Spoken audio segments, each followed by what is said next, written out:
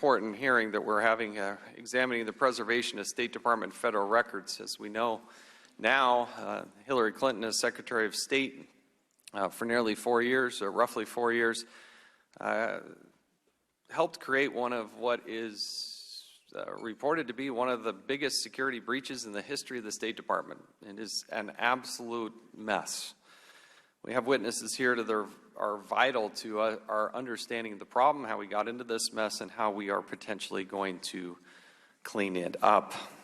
Joining us will be Mr. Justin Cooper, a former employee of President Bill Clinton and the Clinton Foundation. Mr. Cooper purchased the first server used by Secretary Clinton and had it installed in the basement of her private residence in Chappaqua, New York. He also registered the email domain clintonemail.com in 2009, and the same day Secretary Clinton's confirmation hearings began in the United States Senate. Mr. Cooper has described his role in managing Secretary Clinton's private server as the, quote, customer service face, end quote. He explained to the FBI he helped Secretary Clinton set up her mobile devices, and when she finished with them, he would break them in half or destroy them with a hammer. Interesting, Mr. Cooper was never employed by the State Department while he managed the server she used to conduct the business of the government. When Mr. Cooper needed upgrading to the server for better service, he turned to Mr. Brian Pagliano. Mr. Pagliano had worked for Secretary Clinton's 2008 presidential campaign and was in the process of closing out the campaign's IT assets when Mr. Cooper called to discuss a new server for the Secretary. To put that new server together, Mr. Pagliano used one from her campaign. Anything else he needed was evidently bought off the shelf. And then in March of 2009, Mr. Pagliano and Mr. Cooper met in the Clintons' home in Chappaqua, New York, and installed the new server reportedly in the basement. Unlike Mr. Cooper, Mr. Pagliano then went on to become a State Department employee. Just a few months after installing the server, Mr. Pagliano was hired at the State Department as a GS-15 Schedule C. Public reports suggest Mr. Pagliano received a State Department check and he was paid by the Clintons, none of which he reported on his public disclosure forms as required.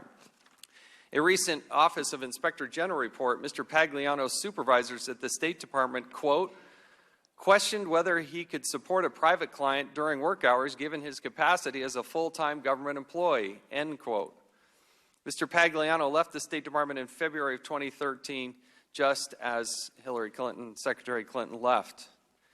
When responsibility for the server is turned over, when the responsibility for the server is turned over to our next two witnesses, things started to get a little bit more complicated. Mr. Bill Thornton and Mr. Paul Combetta both worked for Platte River Networks. Platte River was hired by Secretary Clinton in early 2013 to host the email server after Mr. Pagliano had been working on it. PRN, or Platte River Networks, migrated Secretary Clinton's emails on the Pagliano-managed server to its own server, which was located at a data center in Secaucus, New Jersey. Things with Platte River Networks get complicated in March of 2015, according to the FBI report. In early March 2015, the New York Times revealed Secretary Clinton used a private email account while at the State Department. The House Select Committee on Benghazi sends both a preservation request and a subpoena following the news. According to the FBI report, that preservation request is forwarded to PRN, or Platte River Networks, by Cheryl Mills, the former Secretary Clinton Chief of Staff and current attorney. In his first interview with the FBI, evidently, Mr. Combetta had no memory of that request. In a subsequent interview, he not only remembered the request, but stated he understood it meant not to delete any of Secretary Clinton's emails. Then, around the end of March, a number of things happened. There's a conference call between Platte River Networks, Cheryl Mills, and David Kendall, another one of Secretary Clinton's private attorneys. Then, once again, Mr. Combetta's story changes. In his first FBI interview, he says he deleted no emails of Secretary Clinton around that time, but later on he states he not only deleted the archive of Secretary Clinton's emails on the server, but also used a product called BleachBit to delete her PST files on the server. At the same time, a number of manual deletions were made on the backups of that Platte River Network server. We appreciate the witnesses that are here today. We hope they can illuminate the situation and allow us to better understand it, because as I said before, this is one of the biggest breaches of security in the history of the State Department. We have a duty and an obligation to investigate it. Now recognize the ranking member, Mr. Cummings, for his opening statement. Thank you very much, Mr. Chairman. Today is our third emergency hearing about Secretary Clinton's emails in 4 business days. Third in 4 days. Emergency. I believe this committee is abusing taxpayer dollars and the authority of Congress in an astonishing onslaught of political attacks to damage Secretary Clinton's campaign for President of the United States of America. This is the first time in my 20 years in Congress that I personally witnessed the oversight power of this committee abused in such a transparently political manner to directly influence a presidential campaign. The point of today's hearing is to investigate baseless Republican accusations that Secretary Clinton or her aides ordered the destruction of emails to conceal them from investigators. The most important fact for today's hearing is that the FBI already investigated these accusations and thoroughly debunked them. They interviewed witnesses, examined forensic evidence, and concluded that these accusations have no merit. FBI Director Comey stated, and I quote, "We found no evidence that any of the additional work-related emails were intentionally deleted in an effort to conceal them." End of quote. He went on to say, and I quote, "We did not find any evidence of evil intent, an intent to obstruct justice." Now, that's the FBI director, a man who had been a lifelong Republican, a man who was applauded by the Republicans as one of the most honorable public servants that ever existed. So he went on and he emphasized in a memo to his staff just last week, and I quote, "The case itself was not a cliffhanger," end of quote. Of course, the Republicans did not like the answers that the FBI director gave, so they simply manufactured today's hearing out of thin air. This entire hearing is a contrived campaign photo op. Here is a playbook the Republicans are using. Step 1, publicly accuse the witnesses of criminal activity, no matter how ludicrous, and then refer them to the U.S. Attorney's Office for criminal investigation. That's step 1. Step 2, the next day, invite these same witnesses to an emergency hearing on those criminal accusations, and then rush to issue a flurry of unilateral subpoenas demanding that they testify. No debate, no vote. Step 3, express false outrage when these witnesses, this is the playbook, express false outrage when these witnesses, who you just accused of criminal activity, take advice from their counsel to assert their Fifth Amendment right not to testify. There you have it. Presto, instant photo op. That is what happened to Mr. Combetta and Mr. Thornton, despite the fact that a team of career law enforcement agents at the FBI just unanimously recommended against bringing any criminal charges in this case. Keep in mind that Director Comey said that this was an all-star group of FBI agents, an all-star group of FBI agents said unanimously that these gentlemen should not be charged. Then there's Brian Pagliano, the IT specialist who worked on Secretary Clinton's email system. Mr. Pagliano has already been interviewed by the FBI, and the FBI provided us with the results of his interview. But the Republicans disagree with the FBI's conclusions. So here we are. Mr. Pagliano has already asserted his Fifth Amendment rights before this Congress. He did this when Chairman Gowdy issued his own unilateral subpoena to force him to appear before the Benghazi committee on the same issue. Of course, I sat as the ranking member on that select committee. Obviously, Mr. Pagliano was concerned about the criminal accusations that Republicans were making, so his attorney advised him to assert the Fifth Amendment.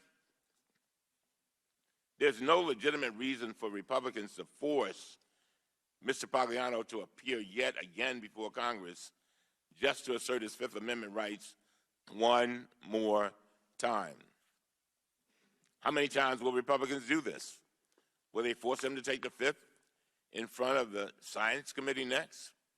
How about the Homeland Security or Intelligence Committee? Should we have him go to those committees too?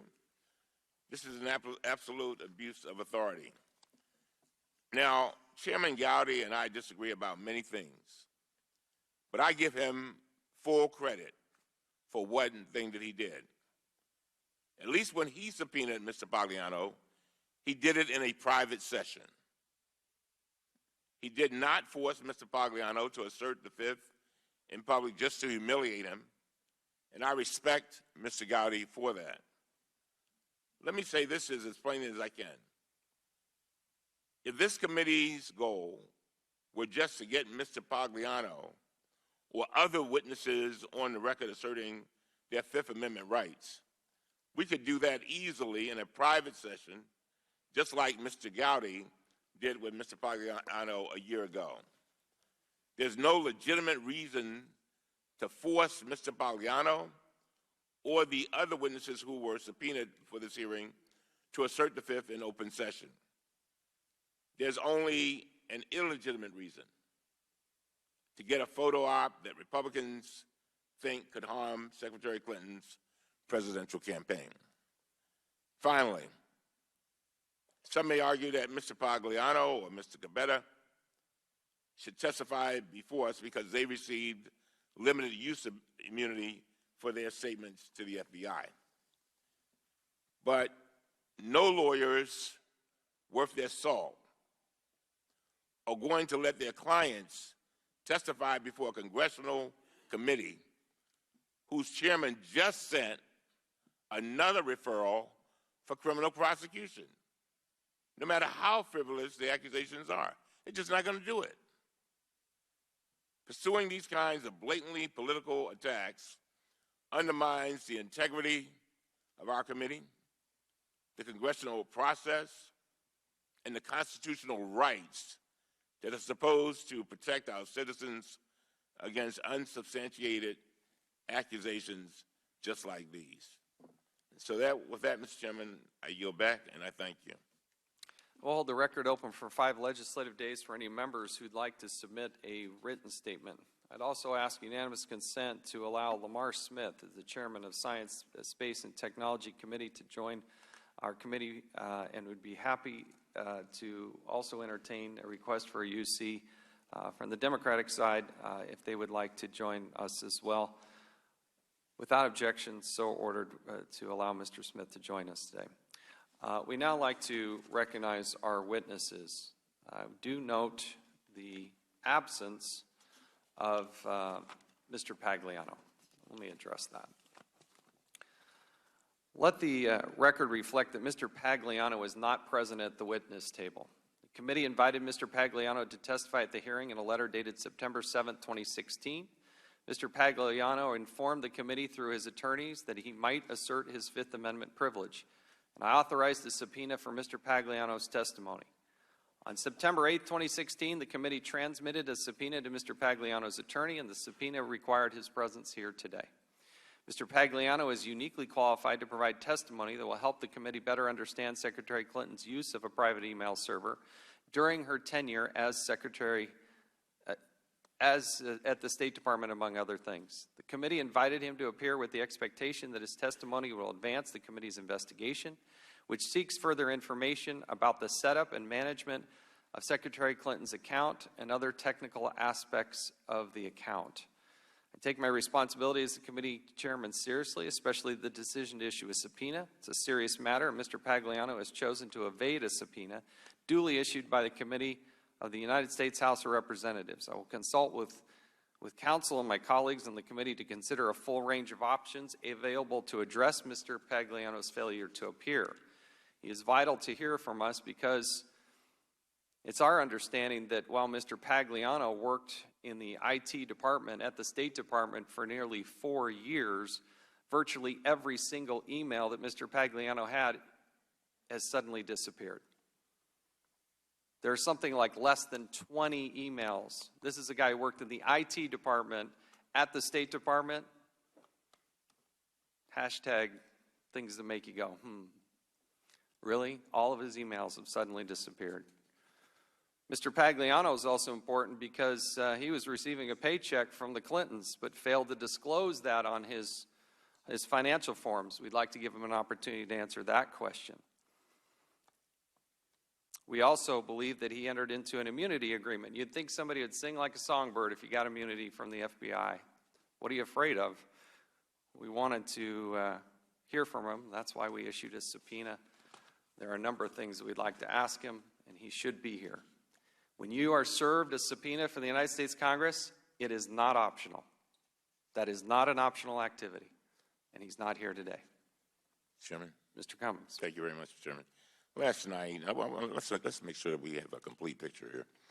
Last night, the chairman sent another letter to Mr. Pagliano saying that our committee might go into executive session to accept his Fifth Amendment assertion. No, I didn't. I did not say that. Well, what did you say? I want this committee to be open and transparent. We do things as everything we can possibly do out in the open. That is the American way. That's the way this committee is going to be run. Chairman, you? Sure. It's my understanding that Mr. Pagliano, his lawyers sent a letter saying that they felt that this was an abusive process and nothing but to embarrass him. And he said that if he wanted to go into executive session to give him immunity, he'd be happy to appear. I just want the committee to have the full breadth of what happened here. He said he'd be happy to appear. And so is there...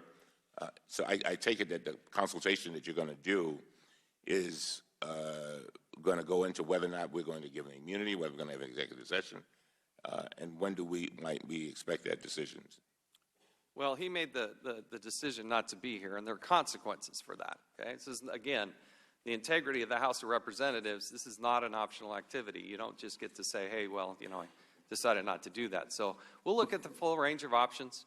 But if anybody's under any illusion that I'm going to let go of this and just let it sail off into the sunset, they are very ill-advised. Chairman Yo?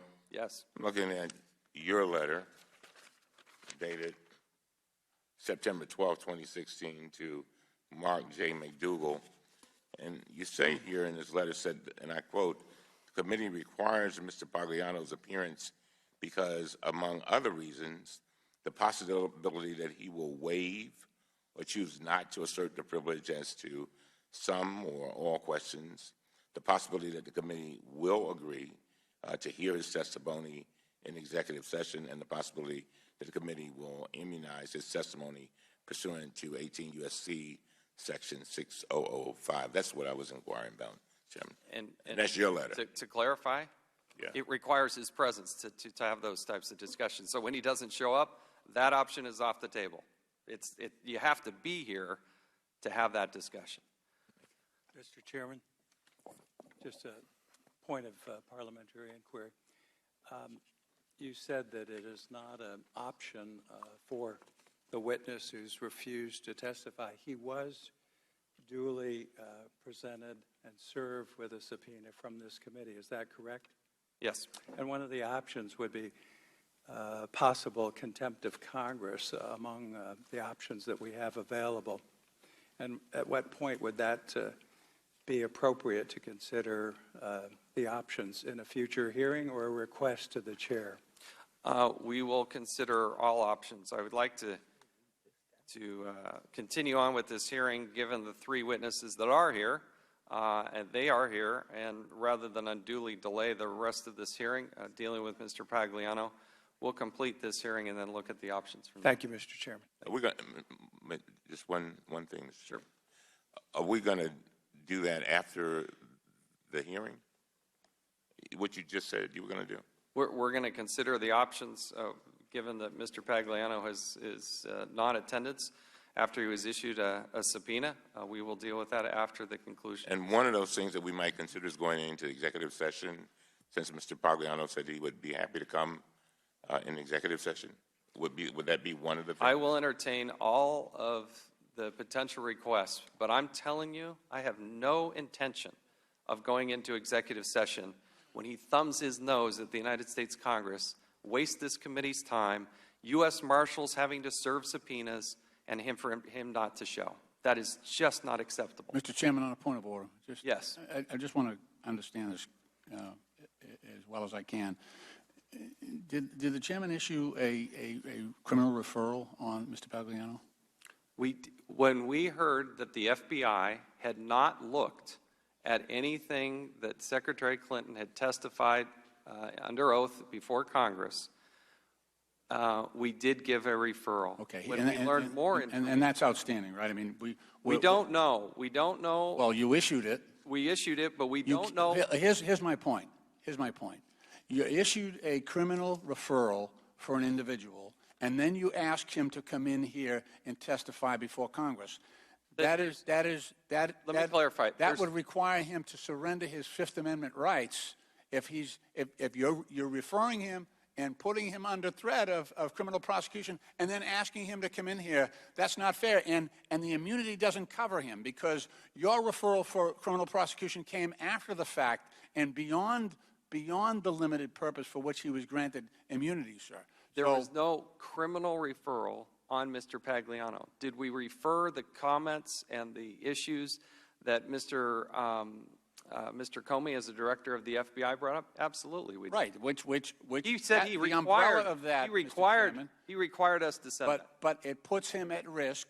What we have done as a committee, and through you, on this referral, is put him under threat of criminal prosecution because of the issue that you're investigating. I understand that.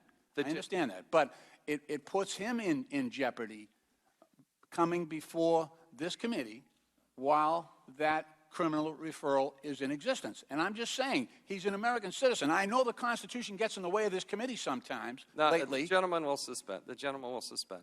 The gentleman will yield.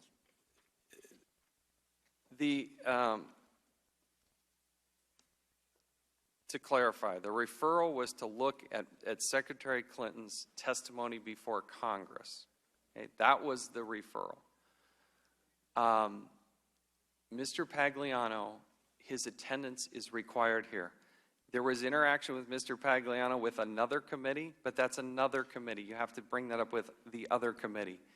I'm concerned about the integrity of this committee. I think we've done the right thing here. His attendance is required here today. He's not here, and we will deal with that afterwards. We do have Mr. Combetta here. Mr. We do have Chairman. Mr. Thornton here, and we do have Mr. Cooper here. Mr. Chairman, Gentleman from South Carolina. could I engage with the chair in a colloquy? Yes. I thought witness Pagliano was granted immunity. That's what I've read. Well, Congress can't prosecute anyone, so the one entity who can has granted him immunity. I'm trying to figure out what his criminal liability is. If the gentleman would yield. Well, I was having a colloquy with the chairman. I understand but that, but if you can answer the question, I'll be happy to hear from you. The FBI granted him limited immunity for the purpose The of FBI didn't grant him immunity. The Department of Justice granted him That's immunity. correct. That's correct. For that limited purpose. How do you know it was limited use immunity?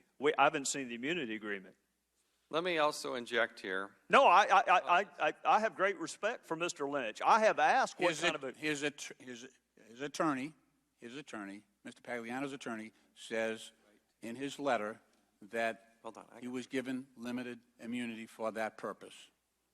Well, that raises another interesting question that I hope the gentleman from Massachusetts will help me figure out, which is when you've reached an agreement with the government, oftentimes it includes cooperation with other entities within that same government. So I wonder whether the Department of Justice in their proffer or immunity agreement with Mr. Pagliano made it clear that he needed to cooperate with another branch of government.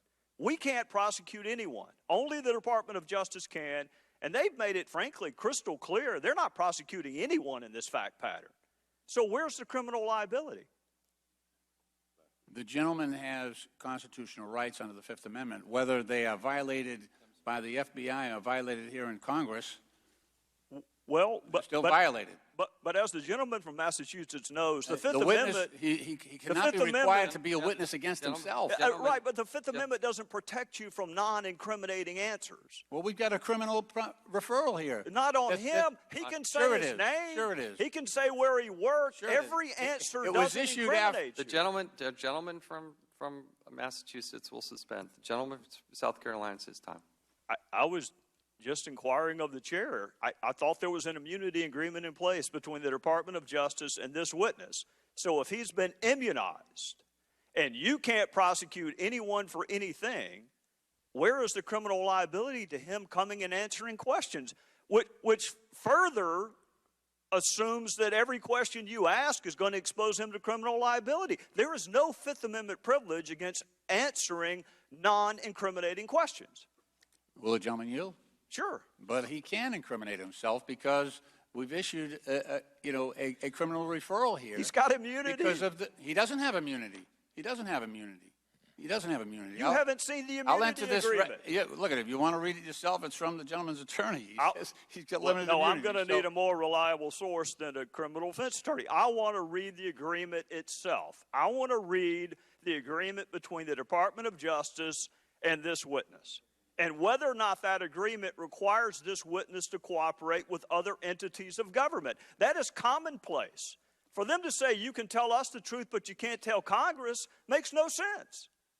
That's all I want. Okay, the gentleman will suspend. The committee should also be aware that the committee did send a subpoena to Mr. Pagliano to produce this immunity agreement. That was due today at 10 a.m., and he did not produce that as well. So he was under subpoena to not only have his presence here, but so that everybody on this panel can see this immunity agreement, which he supposedly has in his possession. Those documents were also subpoenaed by the committee, and he did not comply with that as well. It's the intention of the chair here. We're going to move on. There's a lot to address with Mr. Pagliano. Like I said, we're not letting go of this, but we need to continue with this hearing. We have Mr. Combetta, Mr. Thornton, Mr. Cooper here. We do appreciate being here. All witnesses are to be sworn before they testify. So if you will please rise and raise your right hand.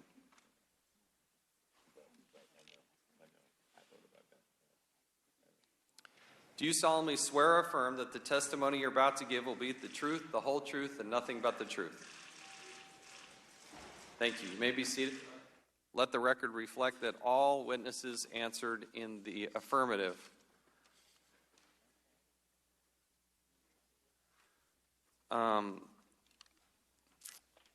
We have not received any written testimony from today's witnesses. Mr. Combetta, do you intend to make an opening statement?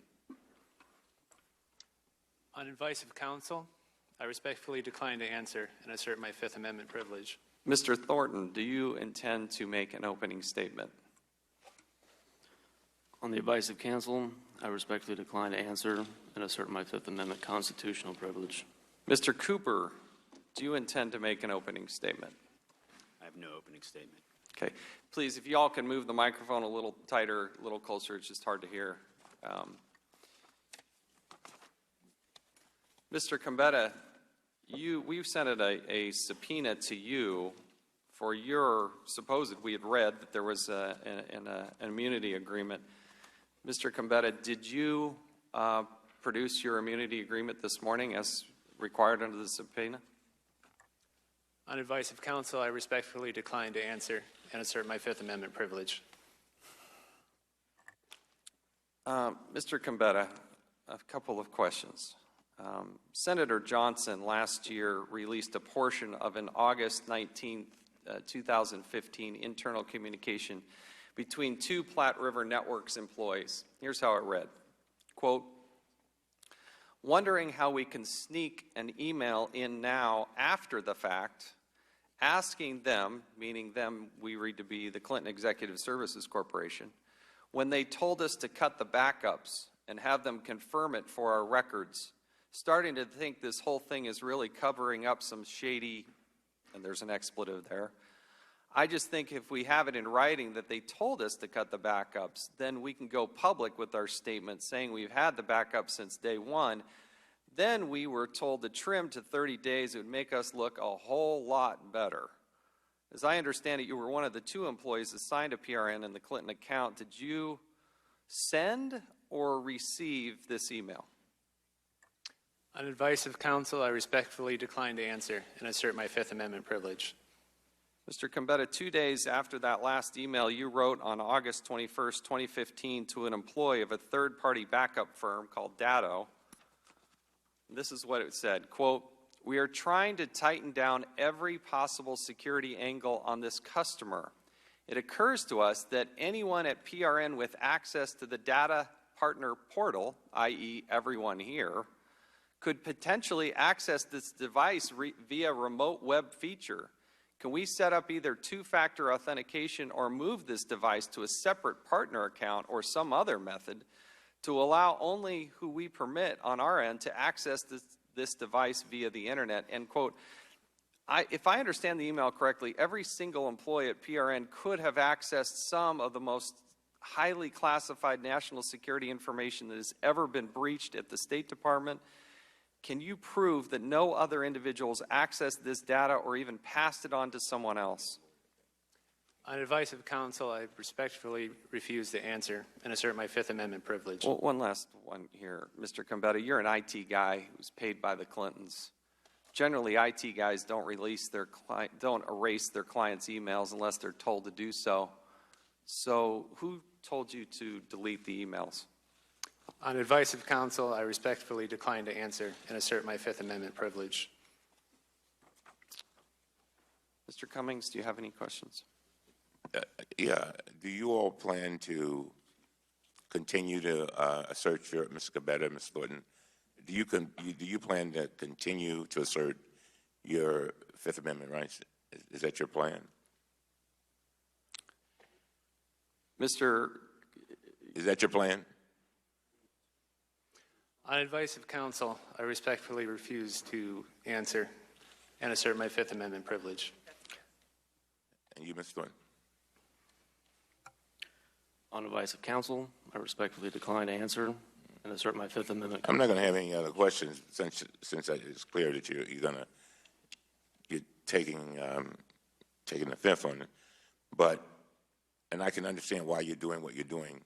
We've had a case here before. We're answering a question or two.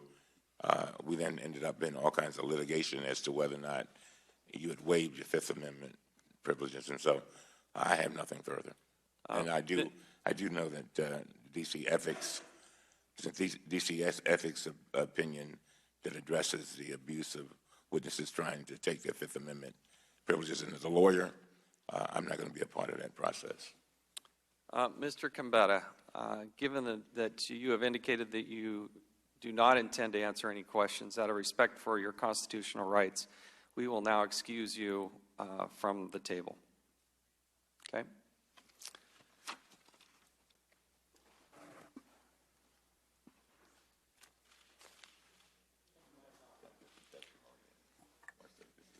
Mr. Thornton.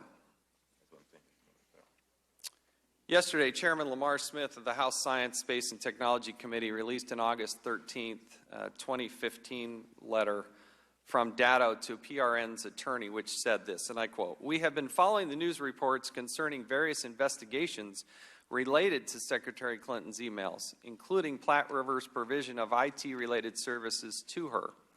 We have some concerns relative to data security. Platt has not enabled encryption at the local device. Given the sensitive, high-profile nature of the data which is alleged in press reports to potentially reside on the data device, it may be the target of a cyber attack from a multitude of highly sophisticated and capable entities or individuals. We believe such an event could place the unencrypted data itself at risk, as well as expose both data and Platte River systems to collateral damage. In its current state, and it goes on, the device and the data that is stored thereon, and it goes on, is more vulnerable to cyber attack than Datto believes is prudent under the circumstances.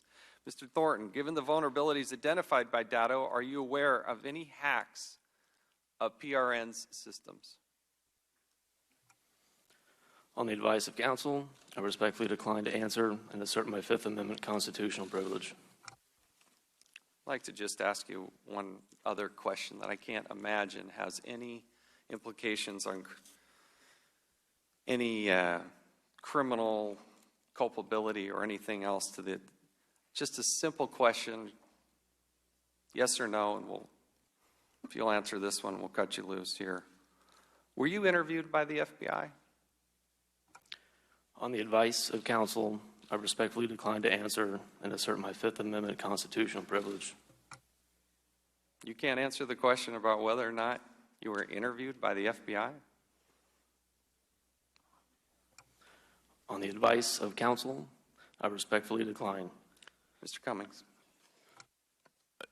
Again, as a member of the bar for 40 years, I'm not going to participate in this.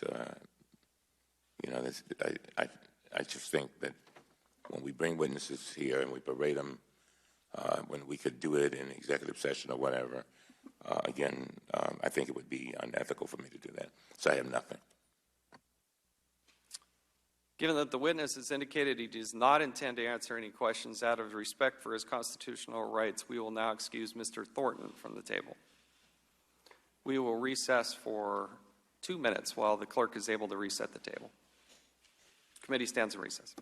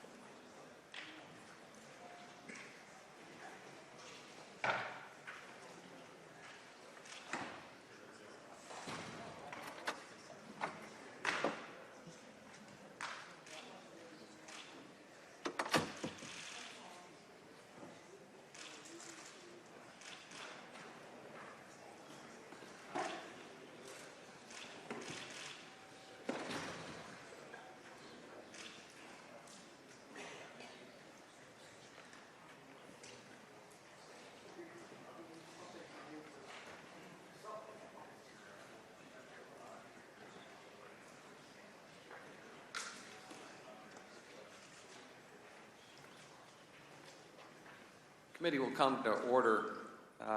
As we last left it, there are some serious questions based on the emails about here you have some of the most vulnerable secrets in all of the State Department, all of the United States. People put their lives on the line for this country, and this data evidently is unencrypted without dual authentication, and it begs a lot of questions.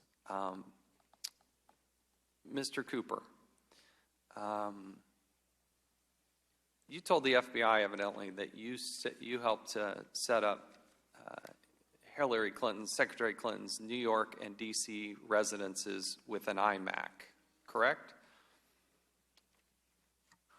That is correct. So did you set them up, or did you set them up with somebody else? Those were out-of-the-box solutions that were set up prior to her. Sorry, you got to move it a little closer. It's just we're having a hard Those were out-of-the-box solutions that were set up prior to her becoming Secretary of State. And where did you set them up? They were set up in the offices that she used in each of her homes. Did that include the SCIF? At the time they were set up, those rooms were not used as SCIFs. Did you ever have to service any of those computers or work on any of those computers? Over periods of time, I did service and work on those computers. You did or did not? Did work on those computers. Including the one in the SCIF?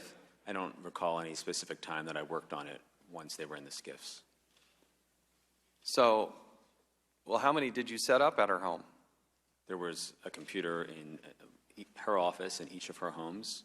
I've worked on their homes for a period of 15 years, and certainly when they were originally set up, they were set up primarily for the use of staff in her homes, and I would use those computers from time to time to print documents. Once they became SCIFs, I don't recall specifically using those computers. Or servicing of those? No. Did you have a security clearance at that time? No, I did not have a security clearance. After you left the White House when did you leave the White House? 2001. 2001. Did you ever have a security clearance at any level after that? No, I did not have a security clearance. When you had full access to the whole server the entire time that you were working for the Clintons? Yes, I had access to the server. And you have no security clearance? I have no security clearance. You told the FBI that Uma Abedin recommended in the fall of 2008 that you contact Brian Pagliano to build the new server system. Is that correct? I spoke with Mr. Pagliano at Ms. Abedin's request in fall 2008. We had an existing server system for President Clinton's staff located in the Clintons' residence. I spoke to Mr. Pagliano as that system had its limitations and we were thinking about expanding it. He had some opportunities using surplus equipment from the Clinton campaign that we could use for President Clinton's office to set up. We got to still move that microphone. Just straighten it out and put it right up under there. You go. Thank you. A little closer.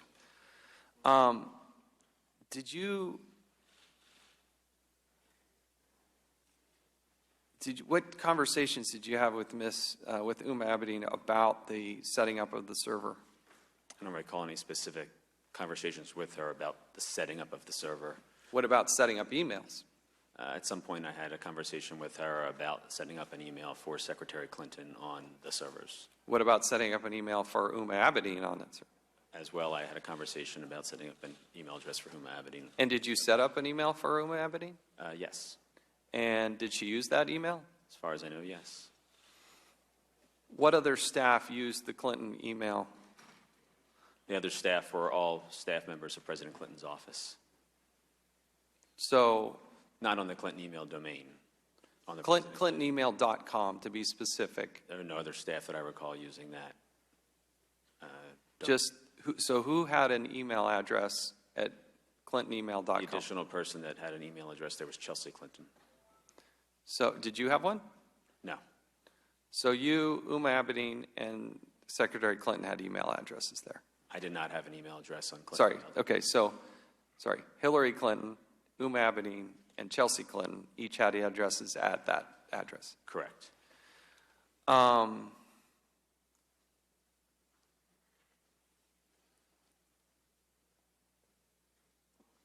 What other computers did you set up in their residence? How many computers did you set up? The only computers I set in the residence were the 2 iMacs, which you have previously mentioned, and the initial Apple server, which came in with support from Apple to set up that server in their household. And did you set up anything in Washington, D.C. at a residence there? As mentioned, that one of the 2 iMacs, which you referred to, was in Washington, D.C. So the other one was in Chappaqua, New York? Correct. Okay, so there's a total of 2 computers, one in Chappaqua, Why did you set up ClintonEmail.com? Secretary Clinton was transitioning from presidential campaign and her Senate role and had been using primarily a BlackBerry for her email correspondence. There were limitations to her ability to use that BlackBerry, as well as a desire to change her email address because a number of people had received her email address over the course of those activities. So we created, with a discussion, I believe with Huma Abedin at the time, what domains might be of interest. We obtained a domain, and we added it to the original server used by President Clinton's office for her to use with her BlackBerry at the time. And we set that up in a way where the messages simply came into that server and bounced right to her BlackBerry and were not retained on that Apple server. Who paid for these computers? All of them were paid personally by the Clintons. Personally? Personally. And who were you being compensated by? I was being compensated by the Clintons. Just personally, or the Clinton Executive Services, Clinton Foundation? What was? At that time, I was employee of both the Clinton family personally and the Clinton Foundation. Okay. All right. My time has expired. We now recognize the ranking member, Mr. Cummings. Mr. Cooper, the FBI's investigative summary states that the Apple server you helped install on the home of President and Secretary Clinton in 2008 was originally purchased for the purpose of hosting email services for President Clinton's staff. To the best of your knowledge, is that accurate? Yes, that's accurate. According to the FBI summary, the decision was made to keep that server in the Clinton residence. The reason was, and I quote, due to concern over ensuring email reliability and a desire to segregate email for President Clinton's various post-presidency endeavors, end of quote. According to the FBI, the decision was made in January 2009 to switch from the Apple server to a new server. The FBI investigative summary states that in 2009, quote, according to Cooper, in or around January 2009, the decision was made to move to another server because the Apple server was antiquated and users were experiencing problems with email delivery on their BlackBerry devices, end of quote. Is that accurate? I would say that there's not a date certain that there was a decision made to switch from one server to the other. In my conversation with Mr. Pagliano, I was aware that the Apple server which we were using was not fully meeting our needs and was not expandable to meet potential future needs of other staff from President Clinton's office joining the server. It also did not have a robust solution to support BlackBerry usage. It's very hard for me to even remember what the technology around BlackBerry was then and how they functioned. There were more progressive ways to use a BlackBerry. Mr. Pagliano had the expertise to set up a server that had a proper BlackBerry interface with it, and that was something that was desired by President Clinton's team. And so over a period of time, as Brian decommissioned those servers from the campaign, we were able to purchase them from the campaign. He then took time to set them up on his time, either in the campaign offices or his home, I'm not sure the location, and then delivered them to Chappaqua, I believe in around March of 2009, when I physically helped him move them into the space where they were going to reside. So Secretary Clinton began using that new server for email around March 2009, is that accurate? Her connection to that server, I believe, was in March 2009. Now, Republicans have a conspiracy theory that Secretary Clinton used the server in her home for email in order to avoid complying with records laws. Representative DeSantis asked Director Comey directly about that theory. He asked, and I quote, was the reason she set up her own private server, in your judgment, because she wanted to shield communications from Congress and from the public? Now, Ms. Cooper, here's what Director Comey said, and I quote, I can't say that. Our best information is that she set it up as a matter of convenience. It was an already existing system that her husband had, and she decided to have a domain on that system. Now, do you have any evidence to dispute what the FBI Director, Mr. Comey, said? No, I don't have any evidence to dispute that. I believe that Secretary Clinton had personal email on her BlackBerry and was looking for a new solution to be able to use personal email. Now, were you ever told that Secretary Clinton used a server in her home to avoid the Federal Records Act? No, I was never told that. Were you ever told that Secretary Clinton used a server in her home to avoid the Freedom of Information Act? No, I was never told that. Now, Mr. Cooper, I think it would be helpful to walk through exactly what your role was and was not with regard to the production of Secretary Clinton's emails to the State Department and the FBI. Did you cooperate with the FBI investigation to the best of your ability? Yes, I did. Did you turn over to the FBI any relevant records that were in your possession?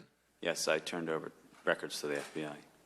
In mid to late 2014, Secretary Clinton's attorneys attempted to collect all of Secretary Clinton's work-related files from her tenure at the State Department and turned them over to the State Department. Mr. Cooper, were you involved in that 2014 document production process? No, I was not. Now, did the FBI determine that none of Secretary Clinton's work-related emails were intentionally deleted in an effort to conceal them from investigators? Do you have any reason to dispute that finding? I do not have any reason to dispute that finding. Thank you very much. Now recognize the gentleman from Florida, Mr. Micah, for 5 minutes. So, Mr. Cooper, you started, again, the whole setup of the first server, 2007-8, right? And you gave the domain, the Clinton domain email address, set that up. Is that correct? That was at the very beginning as she was leaving campaign, coming into office. I'm sorry, from my recollection, there was a President Clinton domain set up prior to that point, and the Clinton email domain was set up in January of 2009. 2009, okay.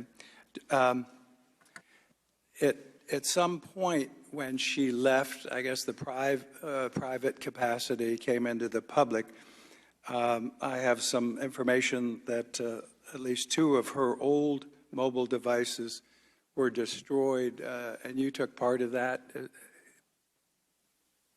Is that correct? I believe you're referring to the FBI report that mentions the 2 devices. Yes.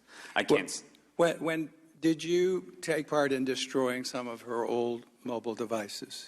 Yes, at some point in time, when she was transitioning from one mobile device to the next, we would take the information that was on the old device, back it up, transfer it to the new device. And you worked with Mr. Pagliano? I would interface with Mr. Pagliano on this. This is Did you ever discuss with him how you could destroy a device? I don't Did he participate in destruction of any devices? recall any conversations of that type. Okay. Are you aware of what happened to his emails? You actually were the one servicing the server for most of the period while she was Secretary of State. Is that correct? I would categorize it differently. Brian Pagliano serviced the server. You set it up, and he conferred, and you conferred with him. Mr. Pagliano set it up. He engineered it, and I was the interface between the users. And Would he Mr. have had Pagliano any and the server. emails on those servers, to your knowledge? No. He wouldn't? And you have no idea what happened to all of his emails? I certainly do not. You also were made aware on 2 occasions to Secret Service, I think January 2011, that someone was trying to hack the system. Is that correct? I used that word colloquially to describe what was a series of false logins on the server. And not once, but twice. Then you believe closed down the system briefly to deal with the situation? Correct. When were you first contacted by the FBI? I believe it was August of last summer. And was that the first time you sat down with them, or Yes. was that later? That was your first interview? Yes. How many times were you interviewed? 3 times. And could you give us the approximate dates? Off the top of Last my summer head. was the first, and then Last- subsequent? Last summer, subsequently in the fall, and this spring. I Were believe. you ever offered any type of immunity agreement by the Department of Justice? I was not. How long have you been represented by your current counsel? Since the beginning of, since I was first contacted by the FBI. And again, you've explained that it was the Clintons who paid for your counsel up to that time, and the organization that was set up by the Clintons? I'm the only person who's paid for my counsel. You've paid for your own Yes. expenses. They've not paid for any. Correct. Did you have you had any kind of a joint defense agreement with any other individual involved in the FBI's investigation? I have no such agreement. No such agreement. Finally, you step back from the day-to-day activities with the Clintons about the time of the transition. Is that correct? As she left office Yes. and Pagliano took over? Yes. And you were also responsible for the helping with the transfer. In fact, you walked her aide, Hanley, over the phone through taking the information that they had in emails and archiving it. Is that correct? At one point, I assisted Monica Hanley in setting up a laptop computer so that she could create an offline archive of the emails that were on the And to your knowledge, was everything I do not know the outcome of that. You don't know if there were, and do you know finally, was there any deletion or attempts to delete any information that had been stored that was going to be transferred and archived? I have no knowledge of that. Thank you. Now recognize the gentlewoman from the District of Columbia, Ms. Norton, for 5 minutes. Thank you, Mr. Chairman. The FBI report for the average American put the matter involving Ms. Clinton's emails to rest for the average person. It was the FBI. It was a tough report. And yet, you could take kernels, and that's what's happened here. And I want to ask you, Mr. Colonel, Mr. Cooper, about one of those kernels. One of the most venal of the conspiracy theories to come forward out of that report follows on from some testimony you gave. The report quotes you, and I take it you were under oath before the FBI? Sorry, I was not under oath. Well, it says you advised that you sometimes assisted users, including Clinton, I'm now quoting the report, when they obtained a new mobile device by helping them back up the data from the old device before transferring it to the new device and syncing the new device with Clinton, with the Clinton server. That's correct. That quote is correct. Then the summary describes two instances, and here's where the conspiracy theories have been acted out, both in this House and in the presidential campaign, that you recall two instances where you destroyed old mobile devices with a hammer. And Mr. Trump claimed that who would do that if they didn't have anything to hide, and Representative DeSantis picked up that rhetoric and says it obviously shows intent to hide something. Mr. Cooper, I'd like to directly ask you about the destruction of those BlackBerries. Was your purpose in destroying the old BlackBerry device ever to hide Secretary Clinton's emails from being saved or disclosed from federal records laws? Congresswoman, no, it was not in any way to destroy or hide any information at all. I couldn't speak to whether there were records on there that needed to be or should be considered federal records. In fact, the opposite would be the case, in that I was going out of my way to preserve all of the information that was on those devices, transfer them to the new devices, and make sure that the server. Well, that was going to be my question.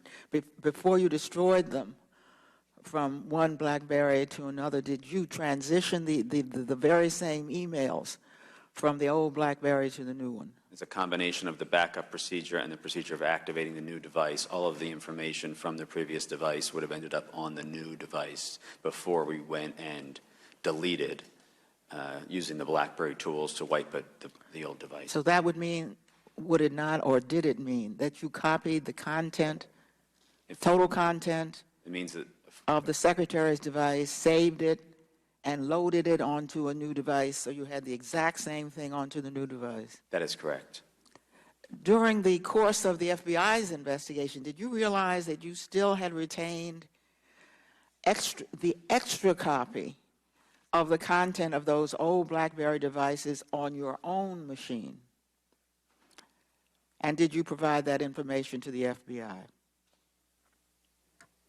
In preparing to meet with the FBI and examining my files related to the server, I did describe some files that may have contained content related to this. I turned that content over to my attorneys who worked with the FBI and Department of Justice on capturing that material for their possession.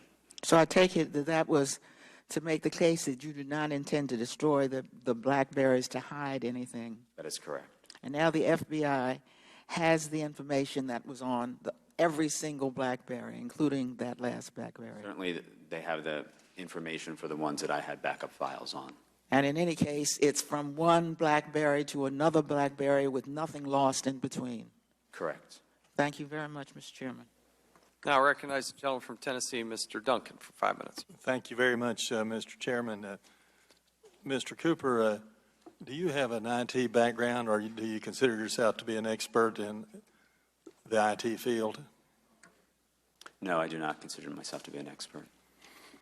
Do you think the State Department should have had someone more qualified than you to oversee and protect Secretary Clinton's server from hackers? I was not working for the State Department, and I believe this server to be, again, it was primarily used by President Clinton's office. Secretary Clinton had what I believe was a personal account on that server. I can't, I'm not in a position to talk about what the role of the government is in protecting that sort of information.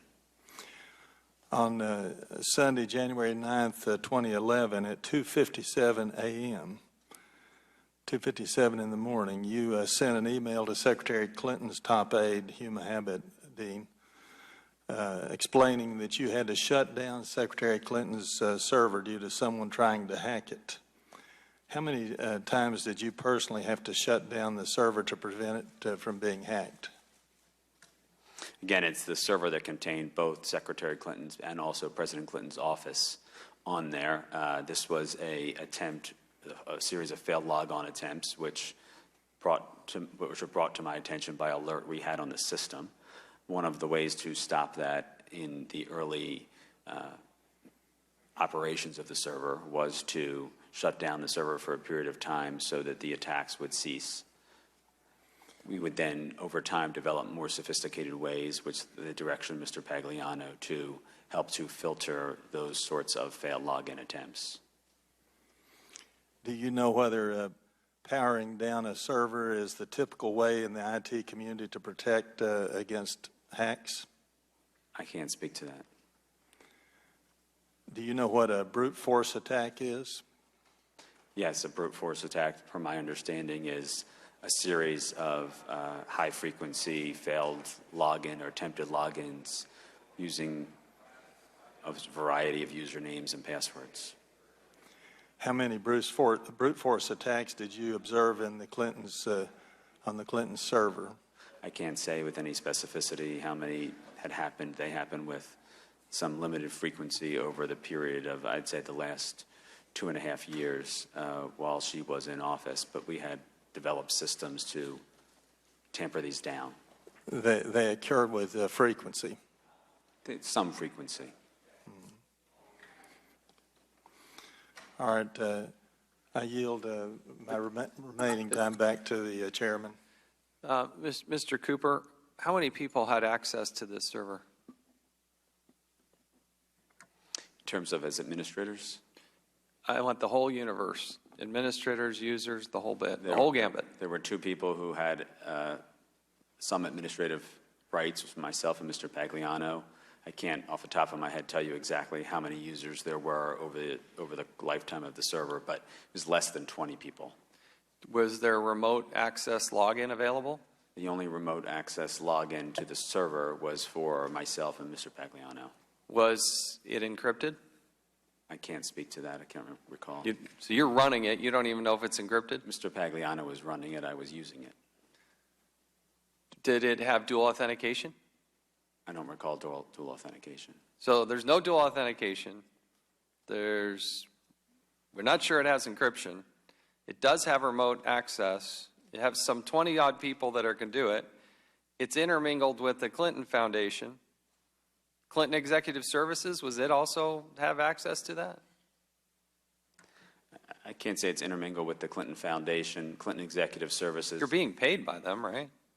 There were people being paid by Clinton Foundation that were accessing and using the system, right? In part, there were individuals who had multiple job responsibilities for multiple entities within the Clinton world, and some people did do work for the Clinton Foundation, yes. So did the State Department ever contact you or complain or issue any sort of concern?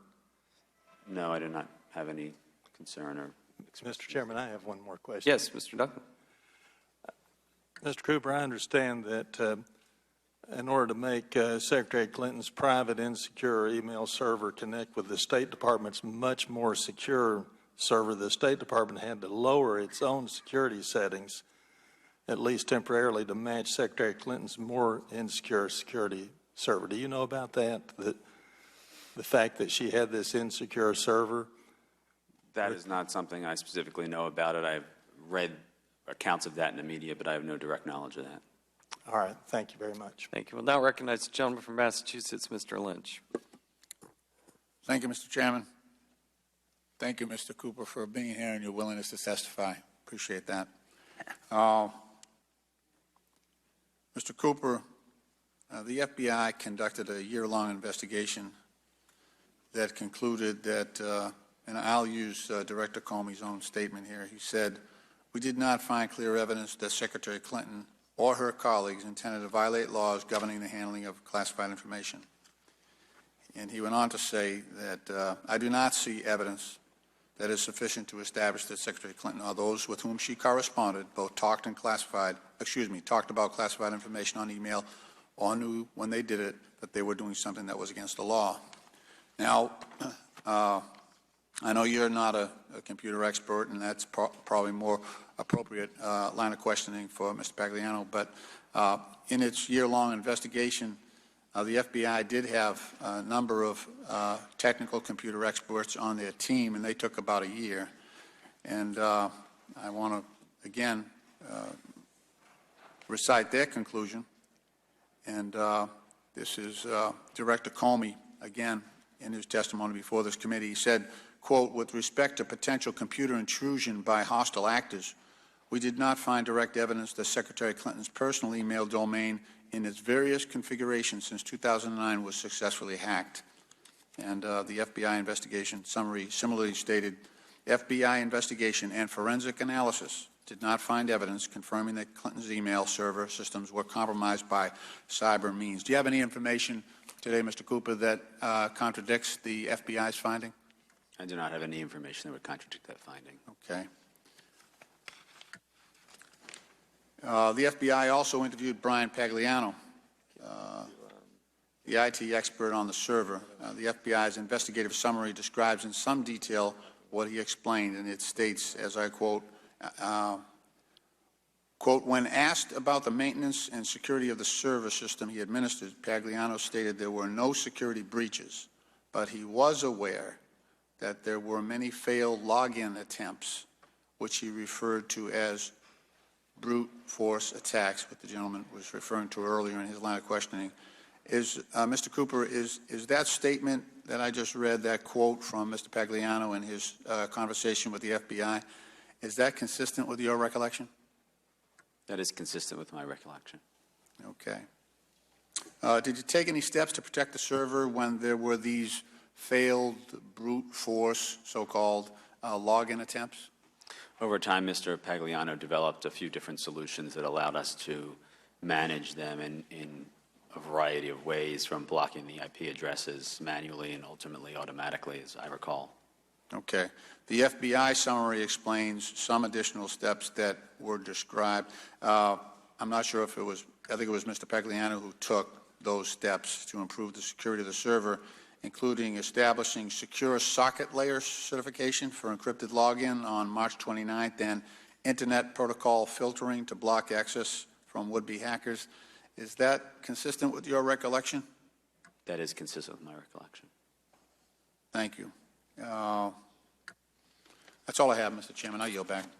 Gentleman yields back. We now recognize the gentleman from Ohio, Mr. Jordan. Thank you, Mr. Chairman. I actually had questions for the guys who aren't here, but so I want to just walk the committee through a few things. We can put up the slide. That'd be good. And this is where the chairman was earlier when Mr. Thornton and Mr. Combetta were here.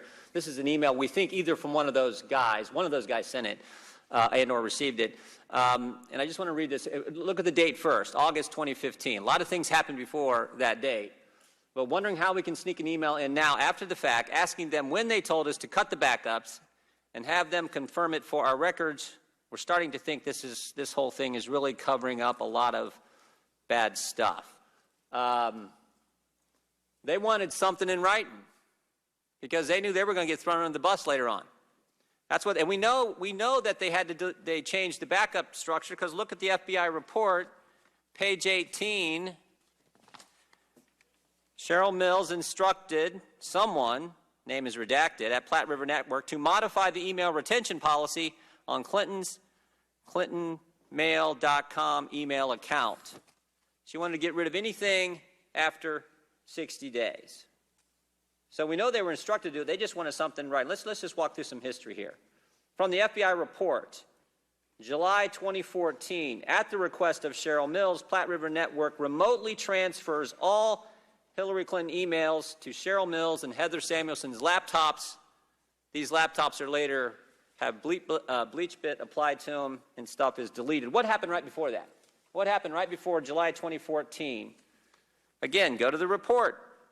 Page 15 of the report. During the summer of 2014, Cheryl Mills is given a heads up by the State Department that there'd be a letter coming requesting all Hillary Rodham Clinton's emails. Jump forward to December. Cheryl Mills' request, Platte River Network changed the email retention policy on her account, what I just read. What happened right before that? What prompted this change? December 2nd, Chairman of the Benghazi Committee, Trey Gowdy, sends a letter to David Kendall, says, hey, we just found out about this other account. We didn't know at the time it was the only account. This other account that Hillary Clinton has, we'd like the information, any emails relating to the Benghazi situation from that account.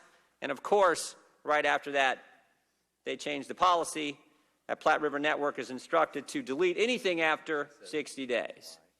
And now we move forward to the amazing month, the one the chairman cited in his opening comments, March 2015. March 2nd, New York Times reports she's got just this one email account, this private server situation. March 3rd, Mr. Gowdy sends a preservation letter telling them to preserve everything that might be relevant to our investigation. March 4th, there's a subpoena. March 9th, Platte River Network is put on notice about the preservation order. March 10th, she does her press conference, and of course the important dates, March 25th and March 31st. Those 2 dates, there are conference calls with Clinton lawyers, Bill Clinton's lawyers, and Hillary Clinton's lawyers, and Platte River Networks, and of course, on the 31st of that month is when they take BleachBit to the whole darn thing, and they get rid of everything. They get rid of everything. So, now we have three guys. One on the front end, Mr. Pagliano, who helped Mr. Cooper set it up, take the fifth and get immunity. And now we have 2 guys on the tail end, right? Mr. Combetta and Mr. Thornton didn't work for the government. They take the fifth, and Mr. Combetta, at least, gets immunity. Go back to the date again, August 2015. These guys are starting to wonder, wow, we don't have anything in writing.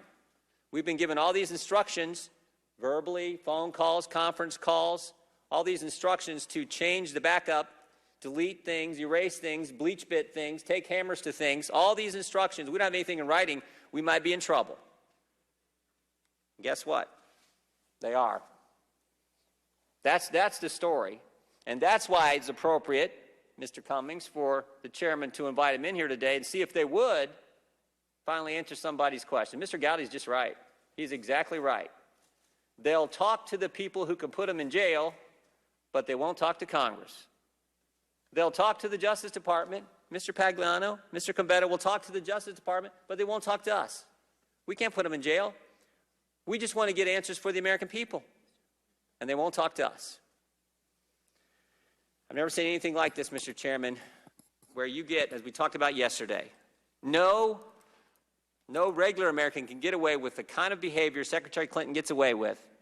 Two standards now in the country, and this is what is so wrong, and this is why the hearings you're having and the investigation we're doing is entirely appropriate. And with that, I yield back. Gentleman yields back. We'll now recognize the gentleman from Texas, Mr. Farenthold, for 5 minutes. Thank you, Mr. Chairman. Mr. Cooper, thank you for being here and having the courage to testify before us and getting to the truth. I want to just take a big step back. I'm pretty geeky, and I'm going to ask some geek questions you may or may not be able to answer. But the server the Clintons had, this wasn't like just a personal computer that everybody has that they pick up their email. I've had people go, oh, I've got a server in my house. That's how I get email. They think their personal computer is a server. This is a computer running business class software that delivered and forwarded and stored email for dozens of people. Is that correct? Yes, that's correct. And are you familiar with many people who have this type of equipment in their home? It's typically something that's in an office. Is that correct? That's correct. Do you know anybody who has a server at their home besides maybe me? I'm certainly aware of some people who have servers. But it's pretty rare. Are you familiar with what email software was running on the server? I do not recall specifically what the software was running on either. All right, and you told the chairman that what it was set up to do is an email came and it forwarded it to Mrs. Clinton's BlackBerry. And did it delete it from that server, or did it keep it on that server? Yeah, my recollection, and just to be clear, there are two servers that we're speaking about. There was an Apple server in use from approximately June 2008 until March 2009. That server, which was originally, again, set up for President Clinton's office staff, had some software on it. I'm sorry, I don't recall the name of what the software packages on there that administered that were. One was a mail client, and one was a tool that was supposed to interface with BlackBerry, but it wasn't BlackBerry's own product. So was it secure, or did it just like forward using SMTP to like the Verizon BlackBerry gateway? I can't speak to the security of what that software was, but I believe in the case of Secretary Clinton, because she wasn't going to be accessing that email in any other fashion, and the focus was transitioning her email address over so people would start to use her new email address. We were simply receiving messages in, not retaining them on that server and having them automatically forward to her agent. Right, and on the later server, did it do the same thing? On the later server, it functioned more like what you were probably used to in your day-to-day activity, where there was a mailbox on that server that could be accessed. And was it opened up to where you could get your email through that server through POP3 or IMAP or a web client? While I don't specifically recall, I believe, depending on the user, we would customize, Brian would help to customize what ports were open based on how that user was accessing. And did you require that users picking up their mail remotely use a secure client, or did they just come in clear text over the standard SMTP ports or POP3 ports? I don't recall what the protocols were. All right, so you don't know if there was a requirement to log in with a SSL. So it could potentially have been in clear text. All right, did you turn over the logs and notifications that you received to the FBI? The email of the brute force attacks? I did not turn those over to the FBI. There was an instance where we shared some logs with the United States Secret Service when we were first experiencing failed login attempts. Right now, and so you got a notice when there was a failed login attempt. But if somebody doing this brute force attack where they just enter a username and you throw random passwords at it, if they'd gotten it right, you wouldn't have been notified, would you? You'd have thought maybe it was you would have probably thought it was Mrs. Clinton or some legitimate user actually getting in. I don't want to suppose, but I mean, you wouldn't, understand. you only get notices of failed login Correct. attempts. You weren't notified every time somebody actually logged in, though there may actually have been a log kept. Correct. So somebody could have gotten in and you just wouldn't have known it. And I'm sorry, I don't remember if I asked this or not. I'm going to ask again. Was there a firewall between the internet and this server, a piece of hardware between the server and the internet? I believe there was a firewall associated with the Pagliano server, yes. All right, was there one with the Apple server? I don't recall. All right, and then we talked a little bit about the Ms. Clinton going through a variety of BlackBerries. Were they all the same version of BlackBerries, or did she migrate up between, you know, when the new BlackBerry came out, did she want the latest and greatest BlackBerry? Again, it's a little bit difficult, I think, for me at least, to go in a time warp and know the sequences, but BlackBerry was releasing models quite frequently then with very different user interfaces, from track balls to track wheels to track pads. I know, I went through that nightmare myself. And I think over time, you know, she would move to a newer device, usually when her older device may have been, you know, a little bit older, a little bit failing. And do you know if the security patches were regularly put on all of these servers? I feel fairly confident that the security patches were updated by Mr. Pagliano. I tell you, having kept a server in my house for a while, I gave it up and now moved over to an online hosting because it's next to impossible to keep up with the pace of the security fixes that are coming out. I see I'm out of time. It happens when I geek out. I yield back. Thank you. We now recognize the gentlewoman from Wyoming, Ms. Lummis, for 5 minutes. Well, I'm glad that we had a geek out, because I can't do that. I'm a rancher. I'm not as familiar with these technologies. But I do know this, just as an average American, when it comes to technology. We do know that the Chinese government hires people to hack by day, and that those same hackers hack for hire at night. So there are people who are spending every single day in China, probably Russia, other countries, trying to hack into the computers of U.S. government officials. So security is a constant problem in this country, especially for high elected officials or appointed officials. And I do know this, that encryption can be used to help prevent that dual authentication processes can be used to help prevent that kind of hacking. So, Mr. Cooper, are you telling me that there was no dual authentication, no encryption, and the Secretary of State had no protection of our secrets when we all know that efforts are being made to hack people just like her in government?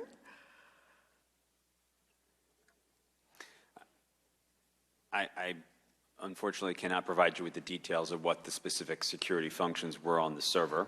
I know that there were security functions on the server, and they evolved over time, essentially as technology evolved over time, and there were different things that were available and considered at different junctures. I would certainly agree with you that this is something that we should all be concerned with. And I saw this again as there's a need to, yes, protect the privacy of individuals and their personal lives using their email. We also know that as members of Congress, we just know that if we travel to a foreign country and we have a device with us, especially to Russia, they tell you to wrap our devices in aluminum foil so there's no transmission. And I've seen televised examples of Secretary of State Clinton using her electronic devices to communicate while she's running all over the world.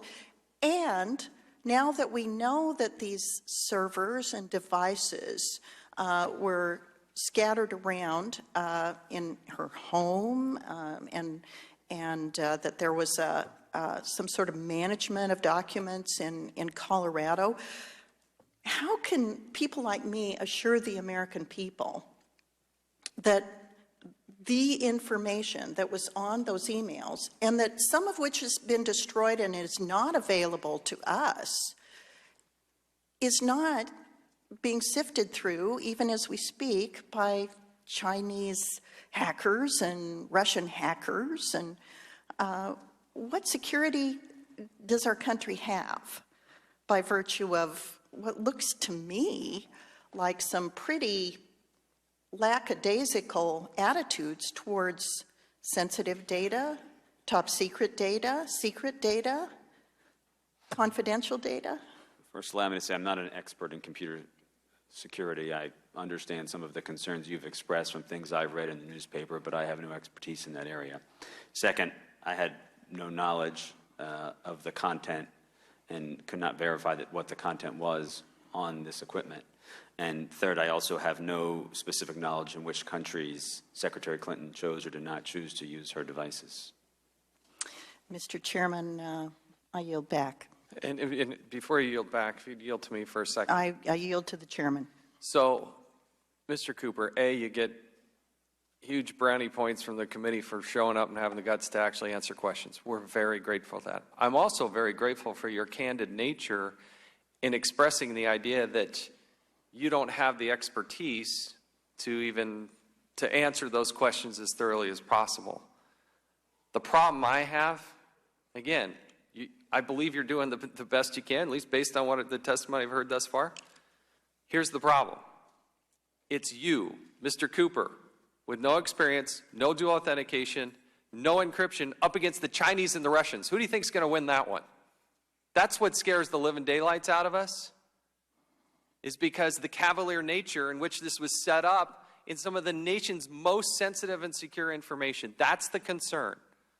We're now going to recognize the gentleman from Vermont. That wasn't a question. We're now going to recognize the gentleman from Vermont, Mr. Welch, for 5 minutes. Thank you very much. I'll have a few questions and a bit of a statement. Mr. Chairman, you're a good chairman, doing a great job, but I disagree with you about the excessive, in my view, focus on Hillary Clinton. I want to give a little perspective here. Legitimate investigation, but we had the FBI. We had Mr. Comey, who has an unimpeachable record of vigilance as a prosecutor, who calls them as he sees them. He went through every single thing, every single email, and he came to the conclusion that there was no criminal conduct. There is no evidence that, in fact, the Secretary's email had been hacked. And he says it's not even a close call. So whether that email should have been set up the private server, the Secretary's acknowledged that that was a mistake. There's a legitimate basis to inquire as to what happened. But we've done it. And the FBI's done it. And I have a feeling that a little bit of this has to do with something other than the emails, and it may have to do with something that's looming in November. Now, one of the issues that I have as I listen to many of the questions of my colleagues is that they're essentially asking the witnesses to try to disprove a negative. For instance, my friend from Wyoming was asking about the Russian and the Chinese trying to get into that email. They probably are. They're trying to get into every department we have, probably trying to get into the White House, trying to get into the Department of Defense and the Joint Chiefs of Staff. So that apprehension is well-founded. But there's no way any of us can disprove or prove that they have or haven't gotten into the email of the Secretary of Defense or the Secretary of State or the White House or any of the House accounts. So the repetition of the question that raises the apprehension that the Chinese or the Russians are making this determined effort to hack into accounts and focusing it all on Hillary Clinton acts as though that intentionality of the Russians and the Chinese doesn't apply across the board to anybody and everybody that's in government or may have access to some information that they'd want. So talking about Mr. Cooper having the guts to come in here, thank you, Mr. Cooper, but you can't prove or disprove any more than anyone else can whether the Russians have successfully penetrated anyone's email account, let alone Secretary Clinton's.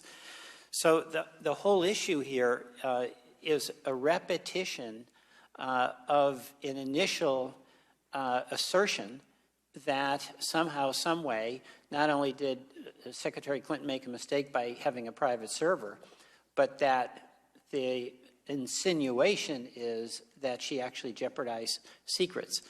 And there's a memory gap here because this committee is the one that had Mr. Comey in here, and he sat here for I don't know how many hours, but he answered every single question that every single member had. And that exhaustive investigation that Mr. Comey and the FBI did demonstrated that there was no evidence of either a criminal violation, and he found no evidence that the emails had been penetrated. So that's really the basis upon which a lot of us believe that this committee, and it's a great committee, all of us are proud to serve on it, is playing a role that's beyond oversight and investigation, is kind of advocacy in creating a sense of alarm among the American people as to whether something that is valuable information has been taken. Do you have any indication, Mr. Cooper, that any secret information has been taken by the Russians, the Chinese, or any other actor? I have no indication. I simply refer to the FBI report and their findings. All right. And in all of your discussions with your colleagues, has anybody else indicated that they had a shred of evidence that any national security information of the United States was penetrated as a result of the Clinton emails? I don't even think I've had any conversations to that effect. All right. And is it a big deal for people to change their devices, iPads, iPhones, Blackberries? Is that somehow a big deal? I think it's rather commonplace these days. All right. I thank you and I yield back. Thank you, Mr. Chairman. Before the gentleman yields back, if I can, I appreciate the kind comments. But let's remember, we got multiple people pleading the fifth, afraid of criminal wrongdoing. We also have an FBI director. One of the questions was, did you look at what Secretary Clinton said under oath? There are other equities that we have in the destruction of documents. He said he didn't look at any of that. And so that was also part of his testimony. They didn't even look at that part of it. Thus the imperative for us to do our jobs. But I do appreciate the gentleman's, appreciate him yielding. We'll now recognize the gentleman from North Carolina, Mr. Meadows, for 5 minutes. Thank you, Mr. Chairman. Mr. Cooper, thank you for your answers. As we look into this further, you set up a server for the sole reason, as it relates to Ms. Clinton, so that she could use a domain name and have those private emails at her domain name served on that server. Is that correct? Again, I set up 2 servers, both with the primary purpose of servicing President Clinton's personal office. Right, but in servicing Ms. Clinton, you put her domain name to service emails on those servers. Correct.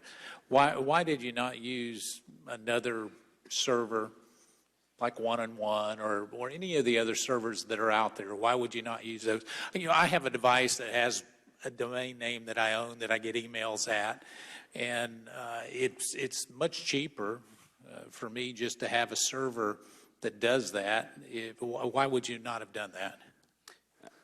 First, we had this solution in place, so it was certainly an option, and considering other options. I think that there were some appeals to this in that the data was contained in one place. We knew where it was contained. It was physically in a secure location.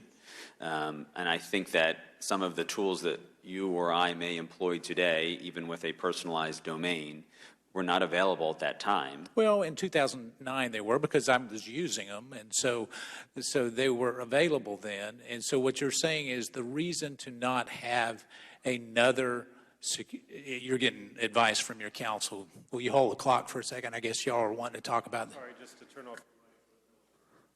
So the other aspect of this, Mr. Cooper, is you made a conscious decision to put her email address on this server to keep it from being viewed by other people that might have a server like One-on-One or anybody else?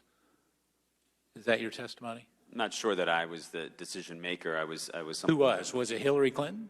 I was in discussions primarily with Huma Abedin. I don't know if she was the decision So maker. your testimony here today is that Huma Abedin said that she would prefer to have Ms. Clinton's email on a private server versus a server that was actually managed by someone else. That's your testimony. My testimony is that that was communicated to me.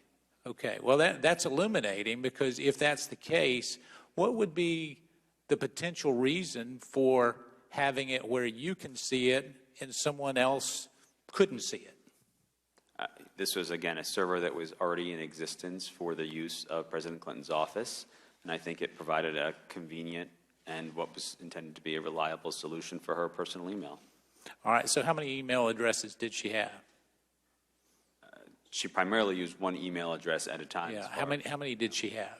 Because I noticed in her emails they have numbers behind it and everything else. So how many different emails? I believe if you count her AT&T email address as one, and then two others on the Clinton domain that I'm aware of. Okay. And so as you were managing this, I guess the other concern that I would have is, did you have a BlackBerry Exchange server on your server? Yes, there was. So you had actually the push technology actually on your server? Correct. So when the discussion between Platte River and the attorneys and all of that happened in March, were you part of that discussion to clean and erase some of those emails from servers? I was not at all part of this discussion. All right. Is it commonplace when you have a discussion about erasing emails and archived emails to have an attorney on a discussion with a client? Is that common?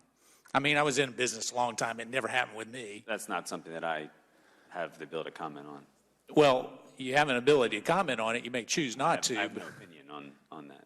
Well, have you ever been part of a conversation to erase emails where there's been an attorney there to advise you on the advisability of that? Have you personally?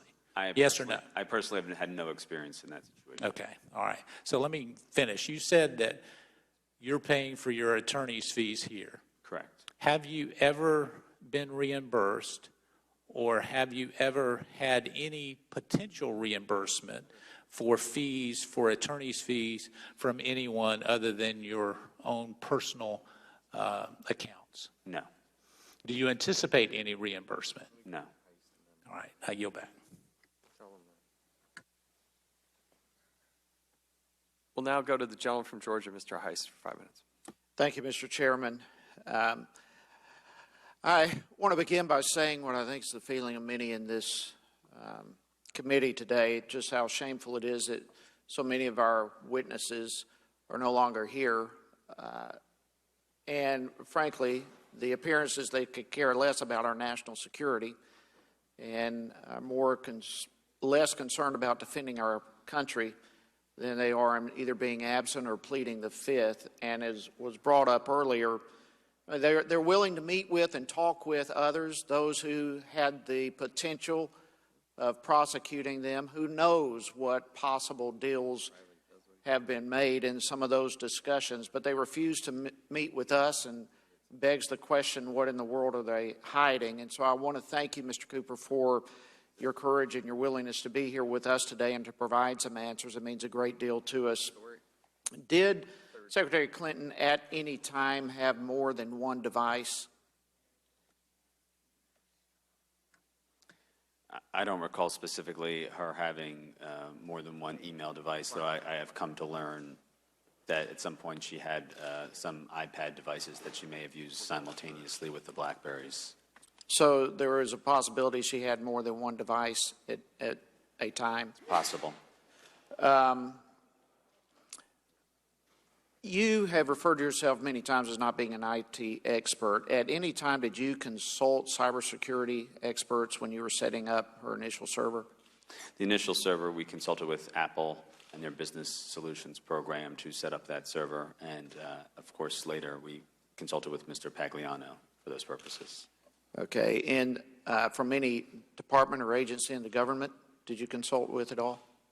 No consultations of that type. Okay. When you referred earlier to some of the hacks that were taking place, the brute force and so forth, with some degree of regularity, did you report those hacks or potential hacks to the FBI or Secret Service or any other agency? As I mentioned earlier, when we first experienced some of the repeated failed login attempts, I reported them to the Secret Service. Okay. Did any of the, do you know if anything was done when it was reported? Did they come to investigate or search anything out? The Secret Service reviewed some of the logs from the server and made some recommendations to Mr. Pagliano about the possible origins of those failed logins and some techniques he might use to mitigate that problem. Did any of the, be it agencies or other cyber security experts, express any concern over this being a private server or use of private emails? Not directly to me. So even when they came and did some investigation and some research, that question was never brought up to you? Correct. How does BleachBit work? Are you familiar with that? I'm not familiar with that. Well, it seems to me, Mr. Chairman and Mr. Cooper and everyone in this room, and everyone in the country for that matter, I mean, we know how absolutely dangerous it is, the potential dangers of information getting in the hands of our adversaries. And you've related that that possibility exists dramatically. In fact, Director Comey was right when he said that, I thought he was being very polite when he said this is extremely careless, what has taken place.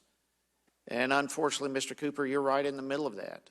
As the chairman brought up a while ago, we have nations coming after us, and here you are standing up as a defense to try to keep security from being leaked out to professionals and countries. And the words of Director Comey have to be directed to you as well. This has been extremely careless, what's taken place. And your handling, frankly, of the IT infrastructure, even in the midst of admittedly not being an expert in this field, to me shows absolute disregard for our national security. And Mr. Chairman, I'm grateful for your continued commitment to pursue and to try to get to this, and those who refuse to answer our questions and plead the fifth to protect their own hide as opposed to protecting our national security. Again, it's shameful, but I thank you for pursuing this, Mr. Chairman, and I yield back. Gentleman yields back. Now recognize the gentleman from Texas, Mr. Hurd. Thank you, Mr. Chairman. Mr. Cooper, thank you for being here. I know you've said many times you're not an expert in computer security, so I won't try to get too detailed. My first question is, have you ever worked in the federal government before? Yes, I worked in the White House in 2000, 2001. Were you involved in handling classified information? No. Did Mr. Pagliano work for you? I'm sorry, can you clarify what you mean, work for me? So you were responsible for setting up these servers, is that correct? I oversaw the setup of these servers. So who was your boss when you were setting up the servers? President Clinton was my boss. And when you set up the servers, you've reached out to the services of Mr. Pagliano at some point, is that correct? Correct. And so was he your consultant? Yes, he was a consultant. Was he working at State Department at the time? At the initial setup, he was not working at the State Department. While he was working at the State Department, was he involved in providing consultative services to your organization? Yes. Is that normal? I have no basis to judge that. So, as the person responsible for setting up the servers, did you ever engage a third party to do stuff like technical vulnerability assessments or penetration testing? I left that responsibility to Mr. Pagliano.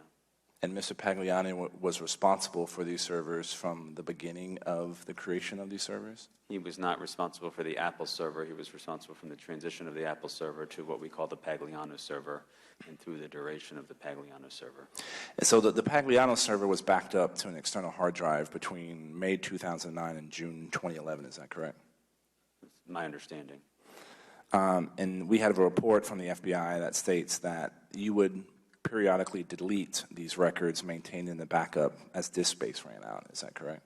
I have no knowledge of how that procedure operated. So you weren't responsible for that part? Correct. Who was? Mr. Pagliano. So when the decision was made to set up an independent server, were you involved in that conversation? I know you were talking about this briefly with my colleague from North Carolina. Yes. And why was the decision made to not use a commercial service versus doing something yourself? Again, the initial setup of both servers was in consideration of a small group of users from President Clinton's office. This was a solution that we felt was an appropriate solution that we were trying. As you can tell by the fact that we transitioned pretty quickly from the Apple system to another system, we were moving to a more robust piece of equipment. So you've said yourself, at some point, did you raise your hand and say, hey guys, I don't have the technical expertise to do this, maybe we should have somebody else? I was never in the position to be the technical expert on either server. So there's been a lot of conversation about whether or not this system has been hacked and brute force, you name it. Has the FBI, to your knowledge, investigated whether there was indeed, and was there a forensic investigation on the servers to see whether there was evidence of an attack? I would refer you to the FBI for that. Were you ever asked questions about this? Did y'all do an exhaustive, review of whether or not you had records of data leaving the network? Were you monitoring whether data was leaving the network? I would refer you to Mr. Pagliano or the FBI for that. Were you ever told, or did you ever suspect classified information was being emailed to and from the secretary? No.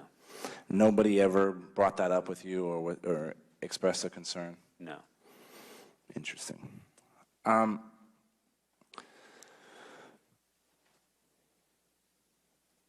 Do you think that common practices for good cyber hygiene was used in the development of these servers? I'm not wholly familiar with what common practices are, but I can say that I believe some common practices were likely used. And who were you using for guidance on what was good digital system hygiene? Mr. Pagliano? An Apple on the original device. Now, you said Apple a few times. Is this like you went into the help desk at the mall? We had an agreement with Apple's business service program at the time that spec'd the equipment that we were going to use, set up the system, and installed it. Excellent. Mr. Chairman, I yield back. I thank the gentleman. We're now going to go to the gentleman from Alabama, Mr. Palmer, for 5 minutes. Thank you, Mr. Chairman. Ms. Abedin and Ms. Hanley indicated the whereabouts of Clinton devices would frequently become unknown once she transitioned to a new device. What about these other devices? Did you make any inquiry about any of the missing devices to make sure they were properly secured and the data properly recorded? I can say with some certainty whenever there was a transfer from one device to the next, there was always the goal and the process to transfer all the data from the previous device to the new device. You're specifically, I believe, asking about what happened to the devices that I know that I personally did not dispose of. I can't speak to that. I believe that I may have asked those who were in the process of doing that for Secretary Clinton to also properly dispose of them by rendering them So you were responsible for setting up the servers and these devices. Is that? Mr. Pagliano set up the Pagliano server. For someone to transfer to a new BlackBerry device, it simply requires someone to tell the server that there's a limited period of time for a user to log in with a one-time But when you transitioned from one device to another, what did you have any responsibility in handling the device that was no longer being used? What did you do with that? We understand you did something with some devices. On occasion, I was the person who made the transfer, and when I was complete with backing up the information, ensuring that it was on the new device, wiping the old device, I rendered them unusable in other manners, yes. Are you aware that there's a missing laptop and external storage device? I'm aware of that based on the reading of the FBI report. So you did know about it. Do you know that the report was that it was lost in the mail? That's as much as I know. That's as much as you know. You don't know, do you know who mailed it? I have no details about that. So if you don't know who mailed it, you don't know who it was sent to.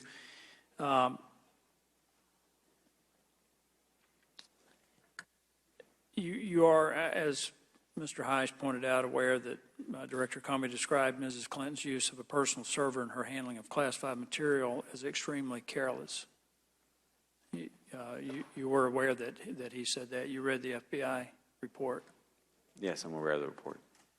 In your handling of Mrs. Clinton's servers, did you have any concerns that her use of a personal server and the use of outdated technology on her cell phones might be a problem? I viewed her use as personal use of a BlackBerry and of the server, and that we kept up to date over a period of time.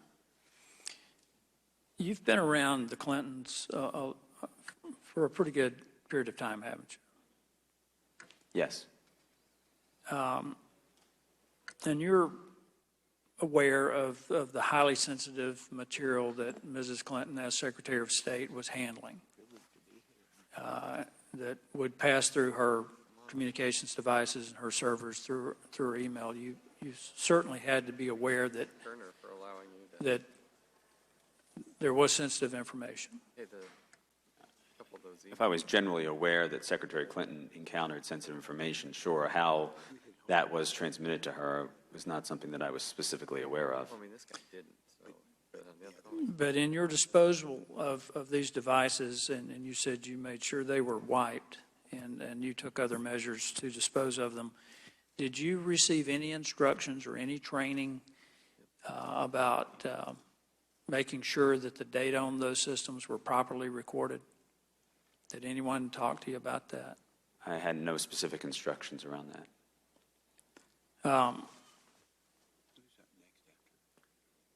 Would you consider your handling of these devices as possibly careless? And I ask you that, and I think you've been a good witness. I appreciate the fact that you stayed. But in listening to Ms. Lummis' questions and your lack of knowledge of some of the cyber technology, the cyber protection technology and things like that, my concern is that it's almost an atmosphere of indifference. And I really hope that's not the case, because this is not, although some of our colleagues on the other side of the aisle try to make this about her candidacy, it's really about our national security and how we handle things going forward. And that's the great concern, I think, really the prevailing concern that this committee has, is that we make sure that we don't put our national security at risk, we don't put our intelligence officers at risk. And that's my big concern, and particularly with this missing laptop that apparently no one's made an effort to recover. I thank you, Mr. Chairman. I yield back. Thank the gentleman. Now recognize the gentleman from North Carolina, Mr. Walker, for 5 minutes. Thank you, Mr. Chairman. I'd like to start just by making a couple statements. A lot of times we're hearing some back and forth of really who to believe. So I found it interesting that I believe there's 3 different times today that our friends to my right have not been necessarily truthful in some of the accusations they have made. Number one, I believe that one of the members talked about this as some kind of relentless pursuit of Republicans trying to damage Secretary Clinton's presidential chances or hopes, and at the same time, this is some kind of photo op. Well, let me remind everybody, if we could just pause for a moment and remember what Director Comey said. He said this was was an investigation not caused by Congress, but rather the Inspector General from the intelligence that we're able to gather. So let me just put that on the record, making sure this has not been Republican-driven. This was Inspector General of the FBI. Another thing they've tried to make a case for is this is some kind of Republican witch hunt. I specifically asked Director Comey, did he feel this way? He said no, he did not. In fact, he said it was not a witch hunt. And then today, we hear our Democrat friends say that there is no evidence that emails were hacked. Well, on January the 9th, 2011, Mr. Cooper, you became aware of an attempt to hack Hillary Clinton's private email server. Is that correct?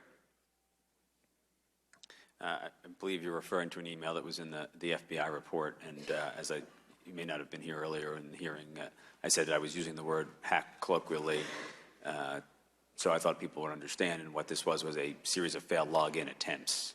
And one of the earliest occurrences of this, the way that we managed to put an end to them, was to shut down the server for very brief periods of time. Yeah, I was here earlier and heard you share a little bit about that. Do you agree that there is no evidence that this server could have been hacked? I can, to the best of my knowledge, just to refer you to the FBI report who did the forensic analysis on this. But you don't have a kind of a take on it, I even have though you were no knowledge that there was a successful hack on this. You aware of how many times the Russians and the Chinese try to attack us on a daily basis? I'm not aware of Not aware of that? And make sure, this was on her private server, is that correct? Not a State Department or a government-protected server, is that correct? Correct, this is a private server. No. It's interesting that, if it wasn't to what you consider maybe a hack status, you emailed her twice that day. How often did you normally email Mrs. Clinton in a given day? I believe the email was to Ms. Abedin. Again, this was one of the first or second occurrences that something like this was happening. So I was just making her aware more that the email services might be offline for a few moments. Sure. In the weeks before, how many times did you send an email that was in the same reference? I don't recall ever sending a great volume of those emails. So this was the first time that you'd ever sent something like that? I can't say specifically it was the first time, but... Pretty rare, though, you would think? Yes. Okay. Yet at the same point, you're now describing it that the hack was probably not the best description of it. Correct. But you were concerned? I was mostly in the email making her aware that I was shutting down the server for a brief period of time. Were there any other times or attacks that you were aware of that you felt like that put the server in a vulnerable position when Ms. Clinton was in possession of this server? Any other times in a row? As there was an increase in the failed login attempts, we made the Secret Service aware, and they reviewed the logs and made some recommendations. To You got a number about roughly how many times that might have happened on all these failed email attempts or login attempts? I can't give you a specific number. Less than 1,000? More than 1,000? Less than 1,000. Okay. In just closing here, and I'll yield back the rest of my time here, you might have mentioned this earlier as well in having to do some questioning right outside here, but can you remind me again how you were compensated? Can you go into that to tell me what direction, who compensated you for all this?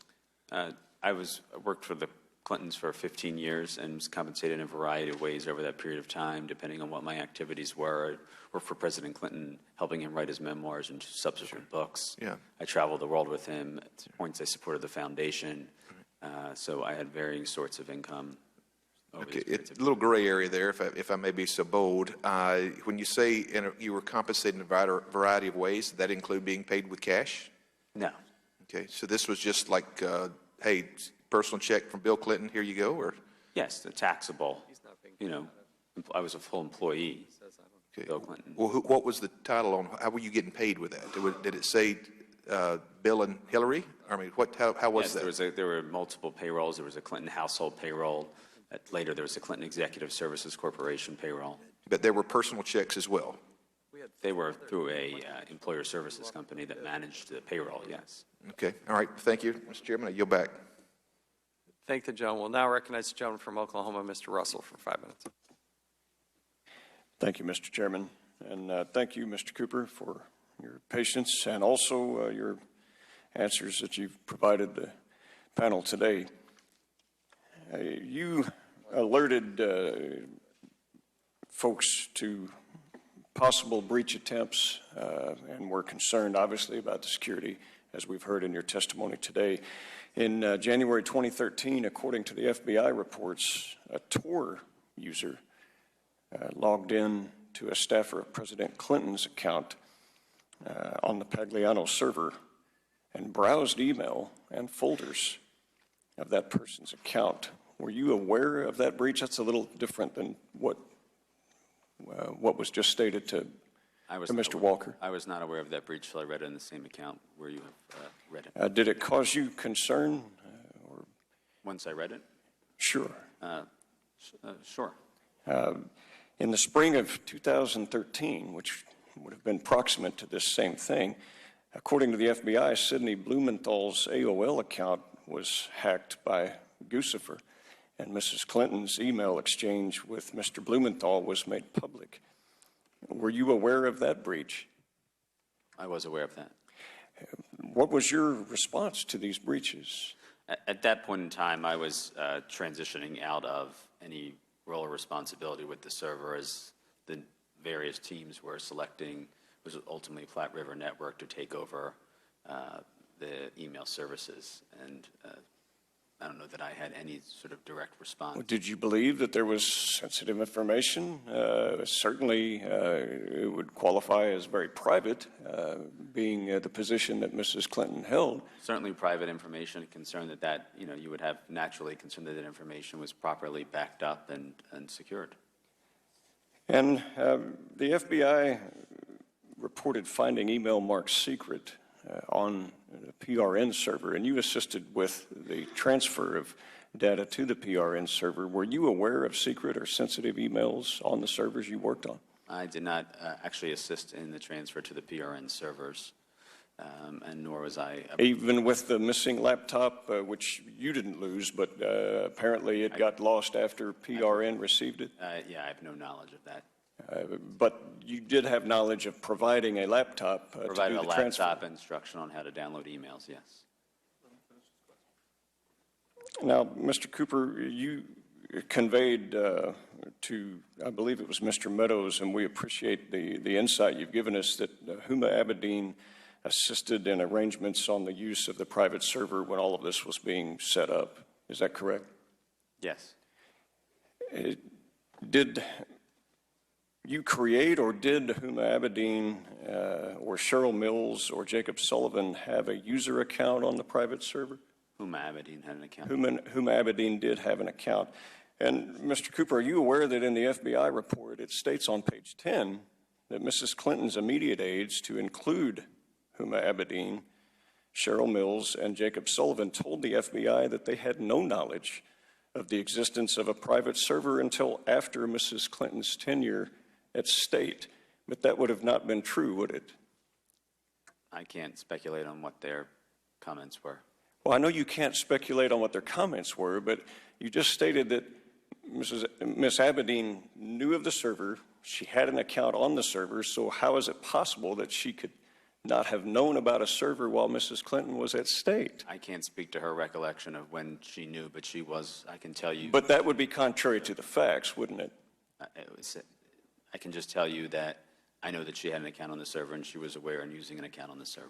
At the time that Mrs. Clinton was there. Okay, thank you for establishing those facts for us. We appreciate that. And BlackBerries, we know that there was preferences on functions and systems and going back and forth, a lot of different devices. And we also know that there was one BlackBerry that was provided from State, but they sent it with a warning that, look, all of this could be Freedom of Information Act, therefore, go in with this understanding, and so they elected to not use that BlackBerry.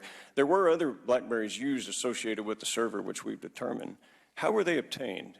Were they third-party obtained? Obviously, it wasn't through State because there was only one that we know about. Maybe there were more. I can't speak to them being obtained by the State Department. Okay, were they obtained through third party, or how were they obtained? BlackBerries were typically, to the best of my recollection, just obtained from the service provider AT&T, who we had account with to service those phones. Okay, so they weren't obtained by third party like eBay, Amazon, something of that nature? Not to my knowledge. Okay. All right. And with that, my time has expired. Thank you, Mr. Chairman. Mr. Chairman, just one question of the gentleman. You said that there was a email marked secret, and we just wanted to know what that was because we never saw that. I'd just like to see the document. I'll let you work that out with Mr. Russell. I will now recognize Mr. And I want the Grothman. record to be clear if it's not one. All right. I'll now recognize Mr. Grothman of Wisconsin. Yeah, thanks for coming over. I want to nail down a little bit more, a follow-up on what Representative Walker said. You first became involved with then President Clinton in 1999. That was your first involvement with the Clintons? Yes. Okay. At the time you were an aide, so at that time you were paid by the United States government? In 99, I was an intern still. In 2000, I became a U.S. government employee. Wow. What being an intern will lead to, huh? Okay. And then when President Clinton left office, from then until today, you say you worked for the Clintons. But was it like the Clintons personal for 2 years, the foundation, or the Clinton Executive Services Corporation? Who was cutting the checks from time to time? The organizations evolved over a period of time, as I think was only natural as different parts of the operation grew and shrank. For a period of time, I was in the transition office from President Clinton for the first 6 months out of office. I then worked for him in support of his efforts to write his memoir for almost 4 years. Okay, so then it was Bill personally? The combination with the book publisher. And then following that, worked on what was the Clinton household payroll for a series of years. Okay. Could you get us a list, just because I want to kind of see, you know, where you were involved in the thing? I hope it's not too much bother. From when Bill Clinton left office until today, who were you working for? See what I'm saying? Like who when you get the W-2? Sure, and then when I left in 2013. Right. Were you getting like W-2s or 1099s, or how do they do this? I can have my attorneys prepare something for you. Yeah, I'd like to have that. Next question.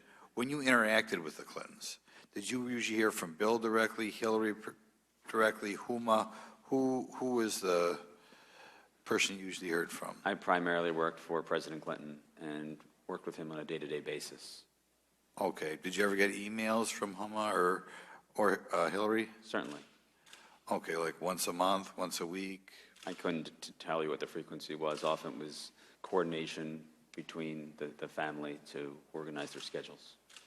Okay. Did you have any coordination with the foundation, or did the foundation ever employ you? Yes. Okay. When you heard about the foundation, who was your contacts there?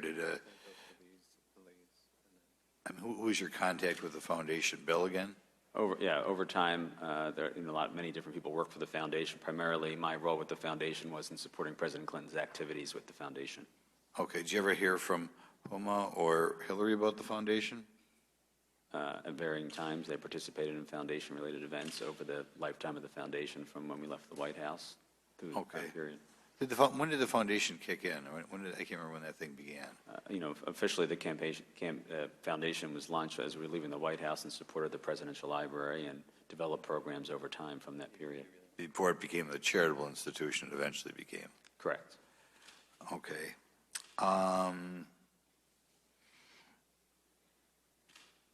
Did you receive emails from Secretary Clinton or Huma connected to State Department business? Not that I recall. Secretary Clinton on occasion had forwarded me documents to print. Okay. Usually when they'd contact you, her or Huma, would be foundation business or personal business? I would say personal business. Can you give me an example of personal business? Asking where President Clinton was, if he was available, something that may have been going on in their household. Okay. I tell you what I'll do. I'll leave the remainder of my time to the chair. But I would like to see, a chronology of, this is who I got the W-2s from in 2002, this 2003, this 2004. I'll give you one more question. Was it usually just one person cutting the check each month?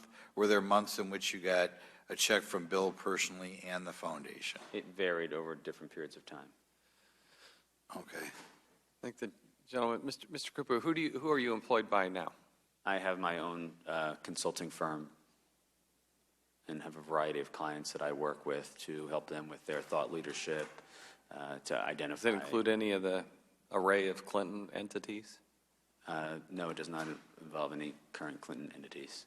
Or people or anything like that? People, if you could clarify, I'm sorry. Does not involve any of the Clintons, no. Okay, thank you. All right, we'll now recognize the gentlewoman from New York, Ms. Maloney. Thank you, Mr. Chairman. I'd like to begin by quoting Bernie Sanders. He famously said in one of the debates, he said, enough of these emails. And I think that those of us that have sat through this hearing today can say the same. We're seeing a predictable pattern from the Republican Party where they come out and make all kinds of accusations that I believe are politically motivated. They make all kinds of accusations against Secretary Clinton. And they claim, they make really reckless ones that are criminal accusations. And then they call for an investigation. And then the investigation happens, and what comes out of the investigation does not support the accusations. And then they move on to the next email, quote, attack that they put forward. And this happened. We saw it with the discredited Benghazi hearings and accusations and reports and reviews, where the FBI and other independent investigators found no evidence, none whatsoever, of a crime with the emails. And so what do we have again? Another accusation claiming email criminal activity. Now, this latest one is that Secretary Clinton and her top aides ordered the destruction of emails to conceal these emails from investigators. For example, my good friend, and he really is a good friend, Representative Meadows, I heard him on national television where he claimed that the emails were deleted as a result of, and I quote, a directive from the Clinton campaign. There's no evidence to support this accusation. Chairman Chavez made a similar claim in his criminal referral to the U.S. Attorney on September 6th, claiming that Secretary Clinton's attorneys, Kendall and Mills, issued this order during a call with Platte River Networks in March 2015. But these claims were already investigated by the FBI. And guess what? There was not any evidence to support these claims.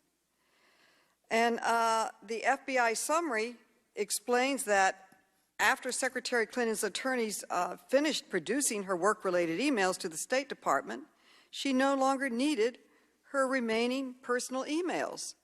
Well, the FBI is there for a reason. They're there to investigate, to make determinations, and to come forward with conclusions.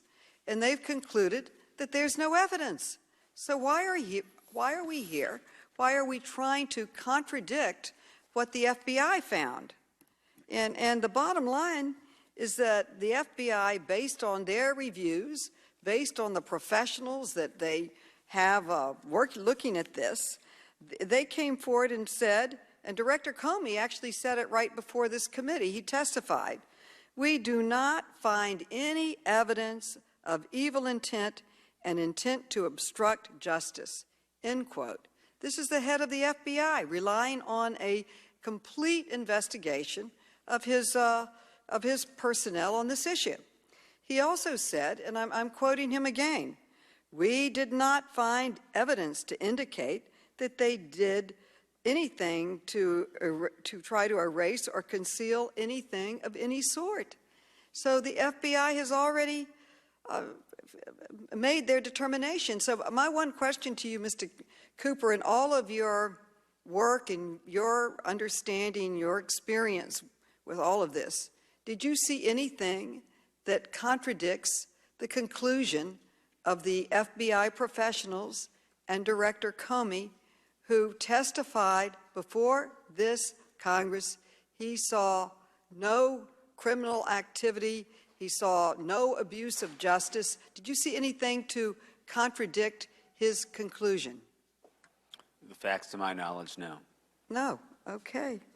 So I just want to remind everyone that the FBI, we're here for one day, but they conducted a year-long investigation and concluded that no charges were appropriate. And they had, I would say, an all-star team. We have very good investigators here on our committee, but I would say a year-long investigation by the FBI with their all-star teams, that they are professionals, they're trained professionals, and they came forward and said after that there was no charges were appropriate. So I just want to join Bernie Sanders in saying enough is enough.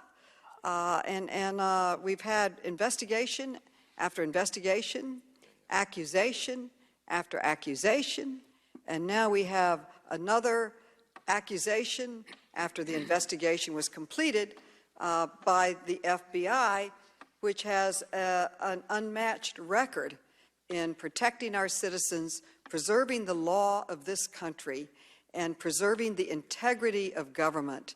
And I would say I rest my case. I listened carefully to Director Comey. Gentlewoman's time has expired. Well, now I was just warming up, Mr. Chairman. the gentlewoman is yielding back. We'll now recognize the gentleman, Mr. Smith, who's the chairman of the Science, Space, and Technology Committee. We're pleased to have him use seat on today, and we're thankful for the close working relationship we have with the committee. We now recognize him. Thank you very much, Mr. Chairman, for inviting me to attend today's hearing to examine the security of former Secretary of State Hillary Clinton's private server. Secretary Clinton's unique server and email arrangement is of particular importance both to your committee and to the Science, Space, and Technology Committee.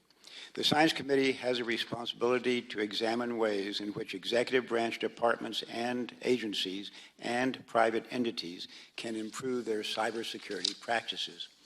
As part of the Science Committee's ongoing investigation, I have issued subpoenas to 3 of the companies that performed maintenance and security work on Secretary Clinton's private server. 2 of the companies who received lawfully issued subpoenas for information related to work they performed for former Secretary Clinton, Platte River Networks and SecNap, Inc., have refused to produce responsive documents. Both companies have purposely misinterpreted the plain language of the subpoena, and both companies have stated that they do not have responsive materials, which is demonstrably false. Unfortunately, these companies' decisions to obstruct the committee's investigation and defy a lawfully issued subpoena continues a Clinton habit of secrecy rather than transparency. In fact, just this morning, and this may be of interest to the gentlewoman from New York who just spoke, SecNap's counsel confirmed to my staff that the Clintons' private LLC is actively engaged in directing their obstructionist responses to congressional subpoenas. This is a clear obstruction of justice. Americans deserve to know the truth, which is now being blocked by the Clinton organization. One of the companies, Datto, did provide responsive materials to the subpoena. These documents have shed light on the unique arrangement undertaken by Secretary Clinton to set up a private server. This includes the lack of even basic cybersecurity measures applied to the information stored on the server, such as encryption. It is inconceivable that a Secretary of State who is entrusted with our national security secrets would not take every available step to safeguard our nation's classified information. The information sought through the investigations of the Science Committee, the Oversight and Government Reform Committee, and Senator Ron Johnson of the Senate Homeland Security and Governmental Affairs Committee is crucial in determining the degree to which our national security was unprotected and perhaps endangered. I look forward to continuing to work with you, Mr. Chairman, and appreciate all the good work you have done. And if it's all right, I have a couple questions for Mr. Cooper. Yes. Mr. Cooper, first of all, thank you for being here today and being willing to answer questions. You deserve credit for being willing to do that, and that compares to those who refuse to appear today and answer questions and apparently are not interested in helping us try to find out the truth. Let me ask my first question, which is that, as you heard me say a minute ago, we heard this morning that SECNAP's counsel has said that the Clinton Executive Services Corporation, in effect, is obstructing at least my committee's subpoena. Do you think this is standard practice for the Clinton Executive Services Corporation?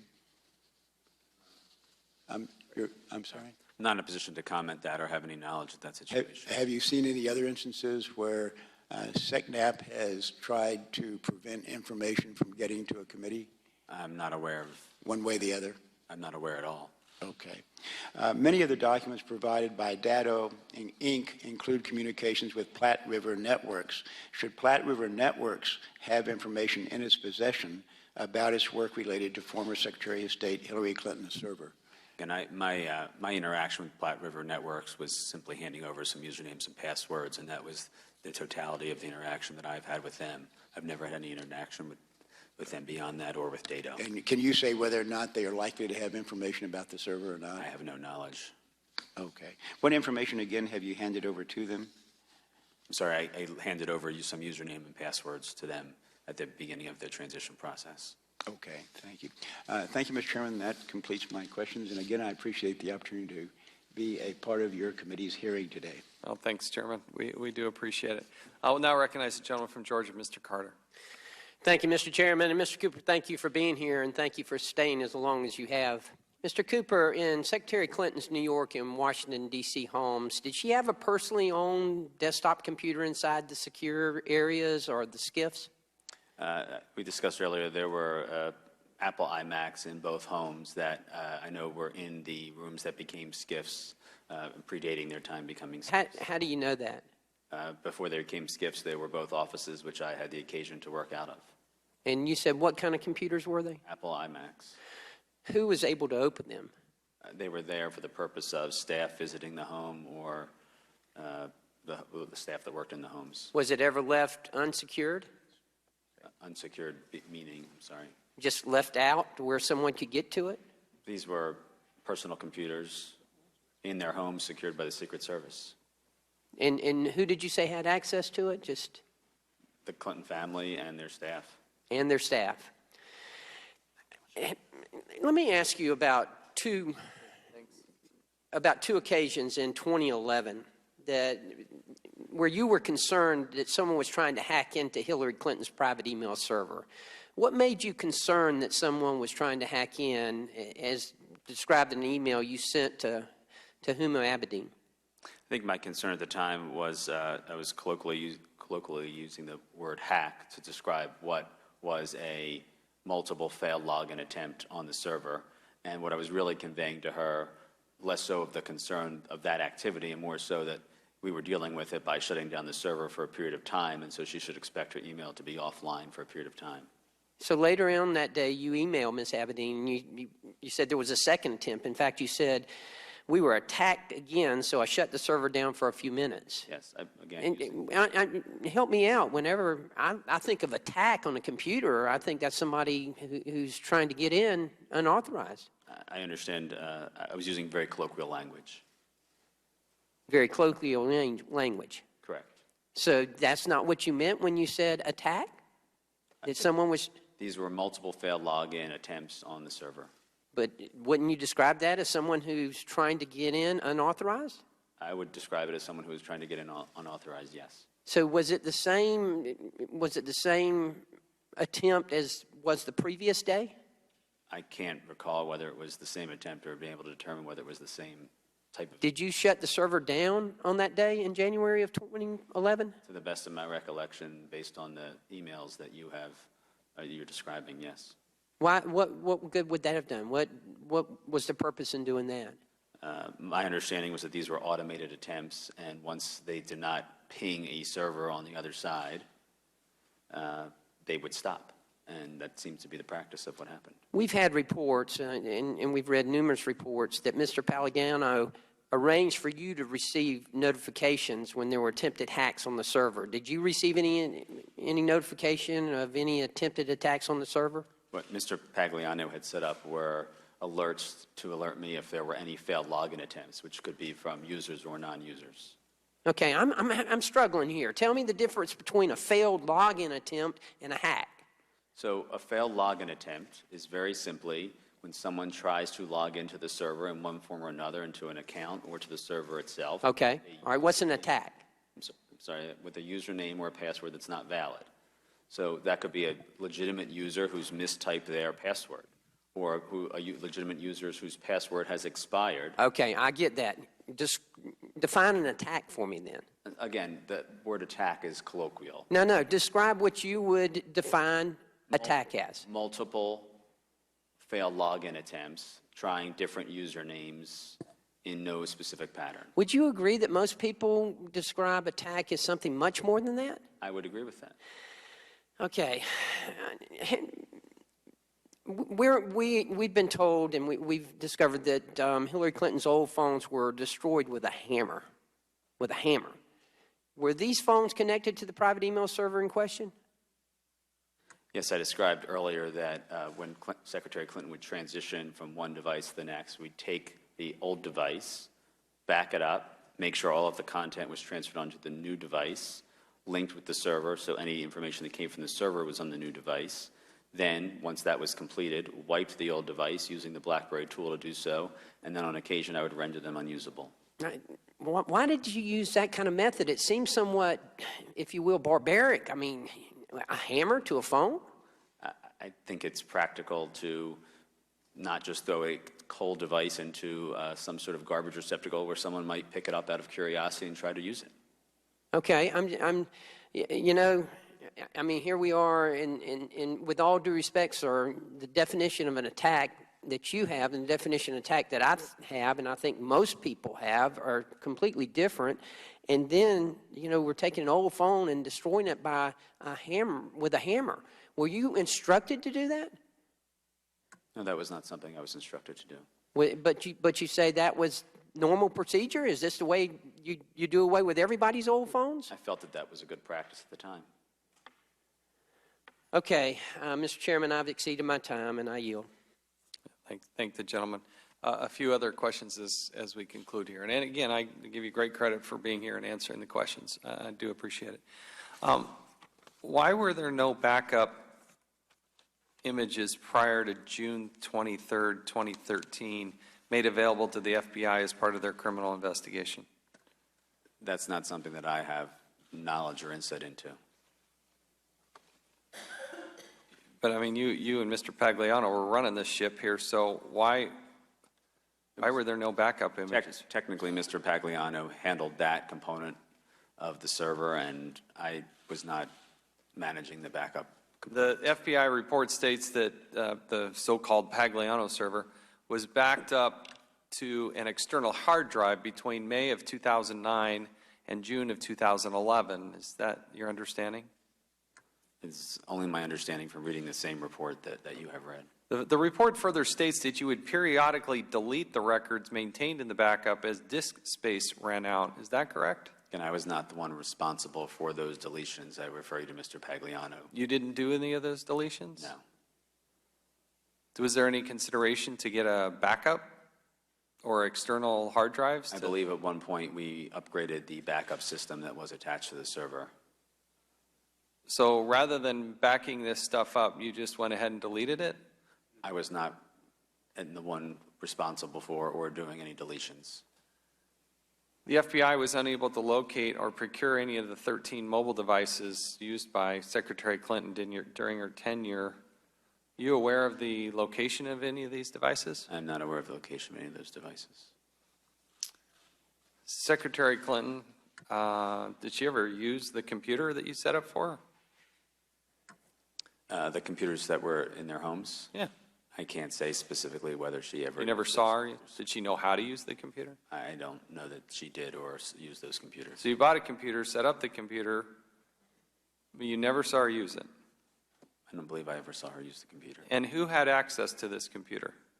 She has household staff in each home, and I think her personal aides who would come to her house before or after she traveled, who would predominantly, to my knowledge, use those computers to print off, clips and briefing materials. And they could access that when it became a SCIF?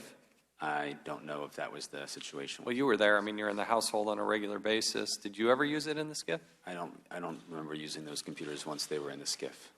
There was a separate computer that was not in the SCIF in the home in Chappaqua, which was regularly used for basic printing purposes. And would it print her emails? I can't say to know that it would print her emails. I'm sorry, the what? I don't know that it printed her emails.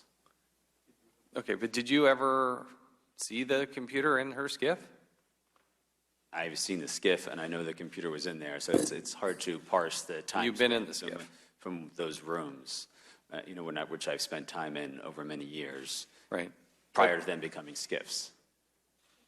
You put a little qualifier in there. You tell me for 4 years you never went in that room? I can't recall a specific occasion where I walked into that room, but there may have been an occasion. I can't So recall. if you're talking to the secretary and she walks in that room, you stopped at the door? And... I don't recall any specific situation of that type. All right. Do you know how the SCIF was secured? I was there when the SCIFs were set up, and they believed they had locks on the doors. All right. What happened when the FBI showed up? Did they seize things? Were you there? I'm sorry? Were you there when the FBI came? To her home in New York? No. I'm not 100% certain that they came to her home in New York. Are you aware that they seized anything? I'm not aware of that. Okay. Let's go back one more time. The very same day that Hillary Clinton started her Senate confirmations is this very same day that you registered ClintonEmail.com and evidently set up the server, correct? That was the day, I believe, that we registered ClintonEmail.com. I'm not sure that that's the day we set up the server. Why that day? I mean, what was she doing 3 days before that? I have no recollection of where she or I were 3 days before that. Why not set up a Gmail account? I think the consideration was that there was a existing server used by President Clinton's small group of staff that provided an option for her to maintain a personal email address using that system.